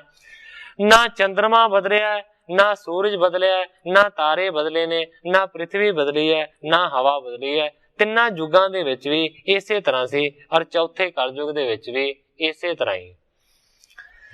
ਮਾਨਵ ਮਲਨ ਬੁੱਧੀ ਪਏ, ਜਾਂ ਤੇ ਕਲੀ ਲਖਾਏ, ਪੁਨਿਨ ਕੋ ਵਿਸ਼ਵਾਸ ਕਿਆ, ਕਲ ਜੇ ਨਰ ਜਨਮਾਏ। ਹੁਣ ਸਤਿਗੁਰੂ ਨਾਨਕ ਦੇਵ ਸੱਚੇ ਪਾਤਸ਼ਾਹ ਜੀ ਉਹਨਾਂ ਪੰਡਤਾਂ ਨੂੰ ਅਰਥ ਸੁਣਾ ਰਹੇ ਨੇ ਇਸ ਸ਼ਬਦ ਦੇ। ਕਹਿੰਦੇ ਨੇ ਮਾਨਵ ਮਲਨ ਬੁੱਧੀ ਪਏ, ਮਨੁੱਖਾਂ ਦੀ ਜਿਹੜੀ ਬੁੱਧ ਹੈ ਉਹ ਮਲੀਨ ਹੋ ਗਈ ਹੈ, ਉਹ ਮੈਲੀ ਹੋ ਗਈ ਹੈ। ਜਾਂ ਤੇ ਕਲੀ ਲਖਾਏ, ਮਨੁੱਖਾਂ ਦੀ ਬੁੱਧੀ ਮੈਲੀ ਹੋ ਗਈ ਹੈ, ਇਸੇ ਕਰਕੇ ਕਲਯੁਗ ਆਖਿਆ ਜਾਂਦਾ ਹੈ। ਕਹਿੰਦੇ ਨੇ ਫੇਰ ਇਹਨਾਂ ਕਲਯੁਗੀ ਮਨੁੱਖਾਂ ਦਾ ਜਿਹੜਾ ਵਿਸ਼ਵਾਸ ਹੈ ਉਹ ਵੀ ਕੋਈ ਨਹੀਂ ਹੈ। ਵਿਸ਼ਵਾਸ ਤੋਂ ਭਾਵ ਹੈ ਇਹਨਾਂ ਦਾ ਕੋਈ ਉਮਰਾਂ ਦਾ ਹਿਸਾਬ ਨਹੀਂ ਹੈ ਕਿ ਕਦੋਂ ਕਿਸੇ ਨੇ ਚੱਲ ਵਸਣਾ। ਕਲ ਜੇ ਨਰ ਜਨਮਾਏ, ਜਿੰਨੇ ਵੀ ਮਨੁੱਖ ਕਲਯੁਗ ਦੇ ਵਿੱਚ ਪੈਦਾ ਹੋਏ ਨੇ ਇਹਨਾਂ ਦੀ ਜਿਹੜੀ ਆਯੂ ਹੈ ਬੜੀ ਘੱਟ ਹੈ। ਵਿਸ਼ਵਾਸ ਕੋਈ ਨਹੀਂ ਕਦੋਂ ਕਿਸੇ ਨੇ ਚਲੇ ਜਾਣਾ। ਬਰਖਾ ਬਿਖੈ ਬੁੱਧ ਬੁਧਾ ਜੈਸੇ, ਉਪਜਤ ਬਿਨਸਤ ਹੈ ਇਹ ਤੈਸੇ। ਕਲਯੁਗ ਦੇ ਜਿਹੜੇ ਲੋਕ ਨੇ ਨਾ ਉਹ ਇਸ ਤਰ੍ਹਾਂ ਨੇ ਜਿਵੇਂ ਕੋਈ ਵਰਖਾ ਦੇ ਪਾਣੀ ਤੋਂ ਪੈਦਾ ਹੋਇਆ ਬੁਲਬੁਲਾ ਹੋਵੇ। ਔਰ ਵਰਖਾ ਦਾ ਪਾਣੀ ਕਿੰਨਾ ਕੁ ਹੋ ਸਕਦਾ ਹੈ ਔਰ ਉਹਦੇ ਉੱਤੇ ਜਿਹੜਾ ਬੁਲਬੁਲਾ ਬਣੇਗਾ, ਬੁਦਬੁਦਾ ਬਣੇਗਾ, ਉਹ ਵੀ ਕਿੰਨੀ ਕੁ ਦੇਰ ਠਹਿਰ ਸਕਦਾ ਹੈ। ਕਹਿਣ ਤੋਂ ਭਾਵ ਕਿ ਬੁਲਬੁਲਾ ਪਾਣੀ ਦਾ ਥੋੜ ਚਿਰਾ ਹੁੰਦਾ ਹੈ ਤੇ ਜਿਹੜੇ ਕਲਯੁਗ ਦੇ ਲੋਕ ਨੇ ਇਹ ਵੀ ਥੋੜ ਚਿਰੇ ਨੇ। ਕਿਉਂਕਿ ਇਤਿਹਾਸਾਂ ਦੇ ਵਿੱਚ ਇਹ ਵੀ ਬਹੁਤ ਸਾਰੇ ਪ੍ਰਮਾਣ ਆਉਂਦੇ ਨੇ ਕਿ ਸਤਯੁਗ ਦੇ ਜਿਹੜੇ ਮਨੁੱਖ ਹੁੰਦੇ ਸੀ ਉਹਨਾਂ ਦੀ ਲੱਖਾਂ ਵਰਿਆਂ ਉਮਰ ਹੁੰਦੀ ਸੀ ਔਰ ਉਸ ਤੋਂ ਫਿਰ ਤ੍ਰੇਤੇ ਦੇ ਵਿੱਚ ਘਟ ਗਈ, ਦੁਆਪਰ ਦੇ ਵਿੱਚ ਹੋਰ ਘਟ ਗਈ ਤੇ ਕਲਯੁਗ ਦੇ ਵਿੱਚ ਹੋਰ ਵੀ ਘਟ ਗਈ। ਸੋ ਉਸ ਪਾਸੇ ਜ਼ਿਕਰ ਕਰਦੇ ਨੇ, ਉਸ ਗੱਲ ਦਾ ਇਸ਼ਾਰਾ ਮਾਤਰ ਕਹਿ ਰਹੇ ਨੇ ਕਵੀ ਜੀ ਕਿ ਕਲਯੁਗ ਦੇ ਜਿਹੜੇ ਲੋਕ ਨੇ ਨਾ ਉਹ ਪਾਣੀ ਦੇ ਬੁਲਬੁਲੇ ਵਰਗੇ ਨੇ, ਭਾਵ ਥੋੜ ਚਿਰੇ ਨੇ। ਉਪਜਤ ਬਿਨਸਤ ਹੈ ਇਹ ਜੈਸੇ, ਪਾਣੀ ਕੋ ਬੁਦਬੁਦਾ ਜੈਸੇ, ਇਸੇ ਤਰ੍ਹਾਂ ਪੈਦਾ ਹੋ ਜਾਂਦੇ ਨੇ, ਇਸੇ ਤਰ੍ਹਾਂ ਖਤਮ ਹੋ ਜਾਂਦੇ ਨੇ ਜਿਵੇਂ ਕੋਈ ਪਾਣੀ ਦਾ ਬੁਲਬੁਲਾ ਹੋਵੇ। ਜੋ ਕਲ ਜੁਗ ਕਿਤ ਦੇਸ਼ ਨ ਆਇਓ, ਬੈਠਿਓ ਕਿਤੇ ਦੁਰਗ ਨਹੀਂ ਪਾਇਓ। ਤੇ ਸਤਿਗੁਰੂ ਨਾਨਕ ਦੇਵ ਸੱਚੇ ਪਾਤਸ਼ਾਹ ਜੀ ਕਹਿੰਦੇ ਨੇ ਕਲਯੁਗ ਕਿਸੇ ਵਿਸ਼ੇਸ਼ ਦੇਸ਼ ਦੇ ਵਿੱਚ ਆਣ ਕੇ ਨਹੀਂ ਬੈਠਾ ਔਰ ਕਿਸੇ ਪੱਕੇ ਕਿਲੇ ਦੇ ਵਿੱਚ ਵੀ ਆਣ ਕੇ ਮੌਜੂਦ ਨਹੀਂ। ਜੇ ਲਖਣ ਅਬ ਮਨ ਜੋ ਕਰਾਈ, ਜਾਂ ਤੇ ਕਲਯੁਗ ਪਰਤ ਲਖਾਈ। ਬਾਰ-ਬਾਰ ਇਹੀ ਗੱਲ ਕਹਿੰਦੇ ਨੇ ਕਿ ਜਿਹੜੇ ਲੱਛਣ ਨੇ ਮਨੁੱਖਾਂ ਦੇ ਉਹ ਮਾੜੇ ਨੇ, ਇਸ ਕਰਕੇ ਸਾਰੇ ਕਹੀ ਜਾਂਦੇ ਨੇ ਕਲਯੁਗ ਆ ਗਿਆ ਹੈ, ਕਲਯੁਗ ਆ ਗਿਆ। ਜਤ ਸਤ ਤਪ ਹੈ ਪੂਰਾ ਨਾਹੀ, ਨਾਮ ਜਪੇ ਤੇ ਕੈ ਬਦ ਰਾਹੀ। ਕਿਸੇ ਨੂੰ ਜਤ ਨਹੀਂ ਕਰਦਾ ਦੇਖ ਸਕਦੇ, ਕਿਸੇ ਨੂੰ ਸਤ ਨਹੀਂ ਨਿਭਾਉਣ ਦਿੰਦੇ। ਜਿਹੜਾ ਤਪ ਕੋਈ ਕਰਦਾ ਤੇ ਉਹਦਾ ਤਪ ਪੂਰਾ ਨਹੀਂ ਹੋਣ ਦਿੰਦੇ, ਇਹ ਕਲਯੁਗ ਨਹੀਂ ਕਰਦਾ। ਅੱਗੇ ਕਹਿੰਦੇ ਨੇ ਨਾਮ ਜਪੇ ਤੇ ਕੈ ਬਦ ਰਾਹੀ। ਜਿਹੜੇ ਮਨੁੱਖ ਨੇ ਉਹਨਾਂ ਦੀ ਬੁੱਧੀ ਹੀ ਇੰਨੀ ਮਲੀਨ ਹੋ ਜਾਂਦੀ ਹੈ, ਕਿਸੇ ਨੂੰ ਜਪ ਕਰਦਾ ਨਹੀਂ ਦੇਖ ਸਕਦੇ, ਕਿਸੇ ਨੂੰ ਤਪੱਸਿਆ ਕਰਦਾ ਨਹੀਂ ਦੇਖ ਸਕਦੇ, ਕਿਸੇ ਨੂੰ ਸਤ ਨਹੀਂ ਰੱਖਣ ਦਿੰਦੇ। ਜੇ ਕੋਈ ਹਾਰ ਕੇ ਮਾਲਾ ਫੜ ਕੇ ਨਾਮ ਨੂੰ ਜਪਣ ਲੱਗ ਪੈਂਦਾ ਹੈ ਤੇ ਕਹਿੰਦੇ ਨੇ ਬਦ ਰਾਹੀ। ਬਦ ਤੋਂ ਭਾਵ ਹੈ ਭੈੜਾ, ਔਰ ਰਾਹੀ ਤੋਂ ਭਾਵ ਹੈ ਰਾਹ। ਇਹ ਭੈੜੇ ਰਾਹ ਤੇ ਚੱਲ ਰਿਹਾ, ਇਹ ਕੁਰਾਹੀਆ ਹੈ। ਸਤਿਗੁਰੂ ਪ੍ਰਤਾਪ ਸਿੰਘ ਸੱਚੇ ਪਾਤਸ਼ਾਹ ਜੀ ਦੇ ਉਪਦੇਸ਼ ਦੇ ਵਿੱਚ ਆਉਂਦਾ ਹੈ ਕਿ ਸਤਿਗੁਰੂ ਨਾਨਕ ਦੇਵ ਸੱਚੇ ਪਾਤਸ਼ਾਹ ਜੀ ਨੇ ਲੋਕਾਂ ਨੂੰ ਪਖੰਡਾਂ ਦੇ ਵਿੱਚੋਂ ਕੱਢਿਆ ਤੇ ਲੋਕਾਂ ਨੇ ਸਤਿਗੁਰੂ ਨਾਨਕ ਦੇਵ ਸੱਚੇ ਪਾਤਸ਼ਾਹ ਜੀ ਨੂੰ ਕੁਰਾਹੀਆ ਆਖਿਆ। ਸਾਰੀ ਉਮਰ ਐਸੇ ਜਿਹੜੇ ਲੋਕ ਸੀ ਨਾ, ਸਤਿਗੁਰੂ ਪ੍ਰਤਾਪ ਸਿੰਘ ਜੀ ਕਹਿੰਦੇ ਨੇ ਨਾਨਕ ਨੂੰ ਕੁਰਾਹੀਆ ਹੀ ਕਹਿੰਦੇ ਮਰ ਗਏ। ਕਿਉਂ? ਕਿਉਂਕਿ ਉਹਨਾਂ ਨੇ ਮਨੁੱਖਾਂ ਨੂੰ ਭਰਮਾਂ ਦੇ ਵਿੱਚੋਂ ਕੱਢ ਕੇ ਦੂਸਰੇ ਰਸਤੇ ਤੇ ਤੋਰਿਆ, ਜਿਹੜੀ ਰਹੁ ਰੀਤੀ ਸੀ ਉਸ ਨੂੰ ਬਦਲਿਆ। ਇਸ ਕਰਕੇ ਜਿਹੜਾ ਲੋਕਾਂ ਦਾ ਪਹਿਲਾਂ ਰਾਹ ਬਣਿਆ ਹੁੰਦਾ ਉਹਨੂੰ ਤੇ ਸਾਰੀ ਦੁਨੀਆ ਕਹਿੰਦੀ ਰਾਹ, ਪਰ ਜੇ ਕੋਈ ਰਾਹ ਨੂੰ ਛੱਡ ਕੇ ਪਾਸੇ ਨੂੰ ਖੇਤ ਦੇ ਵਿੱਚ ਤੁਰ ਪੈਂਦਾ ਤੇ ਕਹਿੰਦੇ ਨੇ ਕੁਰਾਹੀਆ ਹੈ, ਰਾਹ ਨੂੰ ਛੱਡ ਕੇ ਪੁੱਠੇ ਰਾਹ ਤੇ ਜਾ ਰਿਹਾ। ਇਹ ਤੇ ਆਮ ਹੀ ਸੁਭਾਵਿਕ ਗੱਲ ਸੀ। ਹੁਣ ਕਵੀ ਜੀ ਇਸ ਗੱਲ ਦਾ ਜ਼ਿਕਰ ਕਰ ਰਹੇ ਨੇ ਕਿ ਕਲਯੁਗ ਕੁਝ ਨਹੀਂ ਕਰਦਾ। ਕਲਯੁਗ ਦੇ ਵਿੱਚ ਸਿਰਫ ਮਨੁੱਖਾਂ ਦੀ ਬੁੱਧੀ ਚੇਂਜ ਹੋ ਜਾਂਦੀ ਹੈ, ਬੁੱਧੀ ਬਦਲ ਜਾਂਦੀ ਹੈ। ਤੇ ਜੇ ਕੋਈ ਨਾਮ ਜਪਦਾ, ਕੋਈ ਜਤ ਸਤ ਰੱਖਦਾ ਤੇ ਲੋਕੀ ਕਹਿੰਦੇ ਨੇ ਬਦ ਰਾਹੀ, ਇਹ ਕੁਰਾਹੀਆ ਹੈ, ਇਹ ਕੀ ਕਰ ਰਿਹਾ, ਭੈੜੇ ਪਾਸੇ ਜਾ ਰਿਹਾ। ਸਤ ਜੁਗ ਪਾਪੀ ਏਕ ਤੇ ਦੇਸ਼ ਮਾਰੀਏ ਸੋਏ, ਤ੍ਰੇਤੇ ਨਗਰੀ ਪੀੜੀਏ ਦੁਆਪਰ ਕੋਲ ਅਗ ਹੋਏ। ਹੁਣ ਸਤਿਗੁਰੂ ਨਾਨਕ ਦੇਵ ਸੱਚੇ ਪਾਤਸ਼ਾਹ ਜੀ ਕਹਿੰਦੇ ਨੇ ਕਿ ਦਰਅਸਲ ਜਿਹੜਾ ਕਲਯੁਗ ਹੈ ਉਹ ਤੇ ਸਾਰਿਆਂ ਯੁੱਗਾਂ ਤੋਂ ਸ੍ਰੇਸ਼ਟ ਹੈ। ਧਿਆਨ ਦੇ ਨਾਲ ਬਚਨ ਸੁਣਨ ਵਾਲਾ ਹੈ ਕਿ ਕਲਯੁਗ ਵਰਗਾ ਵਧੀਆ ਕੋਈ ਯੁੱਗ ਹੋ ਹੀ ਨਹੀਂ ਸਕਦਾ। ਭਾਵੇਂ ਸਤਯੁਗ ਨੂੰ ਅਸੀਂ ਕਿੰਨਾ ਸਲਾਹੀ ਜਾਈਏ, ਪਰ ਜਿੰਨਾ ਵਧੀਆ ਕਲਯੁਗ ਹੈ ਓਨਾ ਵਧੀਆ ਕੋਈ ਵੀ ਯੁੱਗ ਨਹੀਂ। ਸਤਿਗੁਰੂ ਨਾਨਕ ਦੇਵ ਸੱਚੇ ਪਾਤਸ਼ਾਹ ਜੀ ਕਹਿੰਦੇ ਨੇ ਕਿ ਮੈਂ ਤੁਹਾਨੂੰ ਦੱਸਦਾ ਕਿ ਚਾਰੇ ਯੁੱਗਾਂ ਦੇ ਵਿੱਚ ਕੀ ਕੁਝ ਹੁੰਦਾ ਹੈ। ਸਤਯੁਗ ਪਾਪੀ ਏਕ ਤੇ, ਜੇਕਰ ਸਤਯੁਗ ਦੇ ਵਿੱਚ ਕੋਈ ਇੱਕ ਮਨੁੱਖ ਪਾਪ ਕਰ ਲੈਂਦਾ ਸੀ ਤੇ ਫਿਰ ਕੀ ਹੁੰਦਾ ਸੀ, ਦੇਸ਼ ਮਾਰੀਏ ਸੋਏ। ਜੇਕਰ ਹਿੰਦੁਸਤਾਨ ਦੇ ਵਿੱਚ ਕਿਸੇ ਇੱਕ ਮਨੁੱਖ ਨੇ ਕੋਈ ਵੱਡਾ ਪਾਪ ਕੀਤਾ ਤੇ ਉਸ ਪਾਪ ਦੀ ਸਜ਼ਾ ਸਿਰਫ ਉਸ ਮਨੁੱਖ ਨੂੰ ਨਹੀਂ ਮਿਲਣੀ, ਪੂਰੇ ਹਿੰਦੁਸਤਾਨ ਨੂੰ ਮਿਲੇਗੀ। ਕਿਹੋ ਜਿਹਾ ਇਨਸਾਫ ਹੈ, ਇਹਨੂੰ ਸਤਯੁਗ ਕਿਹਾ ਜਾਂਦਾ ਹੈ। ਇੱਕ ਮਨੁੱਖ ਨੇ ਕੰਮ ਕੀਤਾ ਹੈ ਮਾੜਾ, ਪਾਪ ਕੀਤਾ ਹੈ, ਸਤਯੁਗ ਦੇ ਵਿੱਚ ਸਾਰੇ ਦੇਸ਼ ਨੂੰ ਸਜ਼ਾ ਮਿਲੇਗੀ। ਇਹ ਉਹਨਾਂ ਦਾ ਕਾਨੂੰਨ ਸੀ, ਇਹ ਸਤਯੁਗ ਦਾ ਕਾਨੂੰਨ ਹੈ। ਔਰ ਕਹਿੰਦੇ ਨੇ ਫਿਰ ਤ੍ਰੇਤੇ ਨਗਰੀ ਪੀੜੀ ਹੈ। ਤ੍ਰੇਤੇ ਯੁੱਗ ਦੇ ਵਿੱਚ ਕਿਸ ਤਰ੍ਹਾਂ ਦਾ ਕਾਨੂੰਨ ਲਾਗੂ ਸੀ? ਤ੍ਰੇਤੇ ਯੁੱਗ ਦੇ ਵਿੱਚ ਜੇ ਕਿਸੇ ਇੱਕ ਮਨੁੱਖ ਨੇ ਪਾਪ ਕਰ ਲਿਆ ਤੇ ਸਾਰੇ ਦਾ ਸਾਰਾ ਪਿੰਡ ਮਾਰਿਆ ਜਾਏਗਾ, ਪੀੜਿਆ ਜਾਏਗਾ। ਉਸ ਪਾਪ ਦਾ ਫਲ ਸਾਰਿਆਂ ਨੂੰ ਭੋਗਣਾ ਪਵੇਗਾ। ਜੇਕਰ ਭੈਣੀ ਸਾਹਿਬ ਦੇ ਵਿੱਚ ਕਿਸੇ ਇੱਕ ਮਨੁੱਖ ਨੇ ਪਾਪ ਕੀਤਾ ਤੇ ਉਸ ਮਨੁੱਖ ਇਕੱਲੇ ਨੂੰ ਸਜ਼ਾ ਵੀ ਨਹੀਂ ਮਿਲਣੀ, ਸਾਰੇ ਭੈਣੀ ਸਾਹਿਬ ਨੂੰ ਰਗੜਿਆ ਜਾਏਗਾ। ਇਹ ਤ੍ਰੇਤੇ ਦਾ ਸੰਵਿਧਾਨ ਹੈ, ਇਹ ਤ੍ਰੇਤੇ ਦਾ ਕਾਨੂੰਨ ਹੈ। ਕਿਸ ਤਰ੍ਹਾਂ ਦਾ ਕਾਨੂੰਨ ਹੈ? ਪਾਪ ਕਰੇ ਇੱਕ ਤੇ ਸਾਰਾ ਪਿੰਡ ਮਾਰਿਆ ਜਾਵੇ, ਪਾਪ ਕਰੇ ਇੱਕ ਸਤਯੁਗ ਦੇ ਵਿੱਚ ਤੇ ਸਾਰਾ ਦੇਸ਼ ਮਾਰਿਆ ਜਾਵੇ, ਸਾਰੇ ਦੇਸ਼ ਨੂੰ ਸਜ਼ਾ ਮਿਲੇ। ਇਹ ਕਿਸ ਤਰ੍ਹਾਂ ਦਾ ਕਾਨੂੰਨ ਹੈ? ਦੁਆਪਰ ਕੁਲ ਅਗ ਹੋਏ। ਤੇ ਸਤਿਗੁਰੂ ਨਾਨਕ ਦੇਵ ਸੱਚੇ ਪਾਤਸ਼ਾਹ ਜੀ ਕਹਿੰਦੇ ਨੇ ਦੁਆਪਰ ਦੇ ਵਿੱਚ ਕੀ ਸੀ? ਜੇ ਕੋਈ ਇੱਕ ਮਨੁੱਖ ਪਾਪ ਕਰਦਾ ਸੀ ਤੇ ਉਹਦੀ ਸਾਰੀ ਕੁਲ ਖਤਮ ਕਰ ਦਿੱਤੀ ਜਾਂਦੀ ਸੀ। ਸਾਰੀ ਕੁਲ ਨੂੰ ਉਸ ਦੇ ਪਾਪਾਂ ਦਾ ਭਾਰ ਵਡਾਉਣਾ ਪੈਂਦਾ ਸੀ ਔਰ ਸਾਰਿਆਂ ਨੂੰ ਸਜ਼ਾ ਮਿਲਦੀ ਸੀ। ਹੁਣ ਸਤਿਗੁਰੂ ਨਾਨਕ ਦੇਵ ਸੱਚੇ ਪਾਤਸ਼ਾਹ ਜੀ ਕਹਿੰਦੇ ਨੇ ਕਿ ਕਲਯੁਗ ਵਰਗਾ ਕਿਹੜਾ ਹੋ ਸਕਦਾ? ਕਲਯੁਗ ਪਾਪ ਕਰੇ ਸੋ ਪਾਵਤ, ਪੁਨ ਸਤਿਗੁਰ ਜਿਹ ਕੋ ਬਖਸ਼ਾਵਤ। ਤੇ ਕਲਯੁਗ ਦੇ ਵਿੱਚ ਕੀ ਹੈ? ਕਹਿੰਦੇ ਨੇ ਜਿਹੜਾ ਪਾਪ ਕਰਦਾ ਹੈ ਉਹੀ ਫੜਿਆ ਜਾਂਦਾ ਹੈ। ਆਮ ਸਿੱਧਾ ਜਿਹਾ ਕਾਨੂੰਨ ਹੈ ਕਿ ਜੇ ਕੋਈ ਇੱਕ ਆਦਮੀ ਕਤਲ ਕਰ ਦਿੰਦਾ ਹੈ, ਉਸੇ ਆਦਮੀ ਨੂੰ ਫੜਿਆ ਜਾਵੇ, ਉਮਰ ਕੈਦ ਹੋਵੇ, ਫਾਂਸੀ ਹੋਵੇ, ਜੋ ਵੀ ਹੋਵੇ, ਉਸ ਇੱਕ ਆਦਮੀ ਨੂੰ ਫੜਿਆ ਜਾਂਦਾ। ਉਹਦੇ ਘਰ ਦੇ ਮੈਂਬਰ ਵੀ ਬਚ ਜਾਂਦੇ ਨੇ, ਉਹਦੀ ਕੁਲ ਵੀ ਬਚ ਜਾਂਦੀ ਹੈ, ਉਹਦਾ ਦੇਸ਼ ਵੀ ਬਚ ਜਾਂਦਾ, ਉਹਦਾ ਪਿੰਡ ਵੀ ਬਚ ਜਾਂਦਾ। ਇਹ ਸਤਿਗੁਰੂ ਨਾਨਕ ਦੇਵ ਸੱਚੇ ਪਾਤਸ਼ਾਹ ਜੀ ਕਹਿੰਦੇ ਨੇ ਕਿ ਦਰਅਸਲ ਕਲਯੁਗ ਜਿੰਨਾ ਵਧੀਆ ਯੁੱਗ ਹੈ ਨਾ, ਓਨਾ ਵਧੀਆ ਹੋਰ ਕੋਈ ਯੁੱਗ ਨਾ ਕਦੇ ਹੋਇਆ ਤੇ ਨਾ ਹੀ ਕਦੇ ਹੋਵੇਗਾ। ਸਤਿਗੁਰੂ ਸੱਚੇ ਪਾਤਸ਼ਾਹ ਜੀ ਸਾਡੇ ਤੇ ਕਰਨ ਕਿਰਪਾ ਤੇ ਅਸੀਂ ਇਸ ਕਲਯੁਗ ਦੇ ਵਿੱਚ, ਇਸ ਕਲਯੁਗ ਦੇ ਚੰਗੇ ਗੁਣਾਂ ਦੇ ਧਾਰਨੀ ਬਣ ਕੇ ਸਤਿਗੁਰਾਂ ਦੇ ਚਰਨਾਂ ਦੇ ਨਾਲ ਜੁੜ ਸਕੀਏ।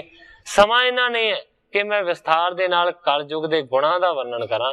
ਕਿਤੇ ਫੇਰ ਸਮਾਂ ਮਿਲਿਆ ਤੇ ਮੈਂ ਜੋ ਸਤਿਗੁਰੂ ਸੱਚੇ ਪਾਤਸ਼ਾਹ ਜੀ ਦੇ ਦੁਆਰਾ ਬੁੱਧੀ ਬਖਸ਼ੀ ਹੈ ਉਹਦੇ ਨਾਲ ਕਲਯੁਗ ਦੇ ਗੁਣਾਂ ਦੇ ਬਾਰੇ ਮੈਂ ਦੱਸਾਂਗਾ। ਸਮੇਂ ਦੀ ਸਮਾਪਤੀ ਹੈ, ਸੋ ਅੱਜ ਮੈਂ ਇੰਨੀਆਂ ਹੀ ਅਰਜ਼ਾਂ ਕਰਦਾ ਹੋਇਆ ਇੱਥੇ ਹੀ ਕਥਾ ਨੂੰ ਵਿਸਰਾਮ ਦੇ ਕੇ ਸਾਰੀ ਸਾਧ ਸੰਗਤ ਤੋਂ ਖਿਮਾ ਦਾ ਜਾਚਕ।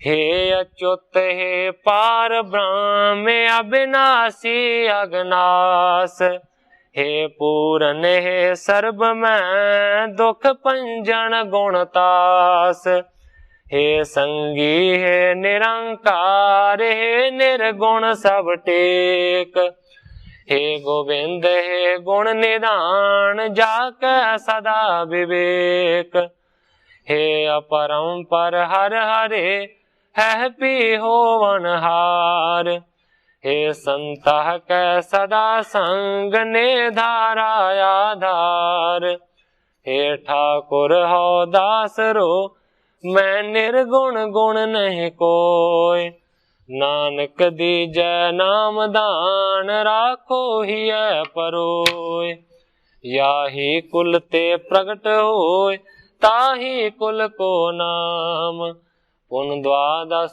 गुरिंद को मेरी है प्रणाम।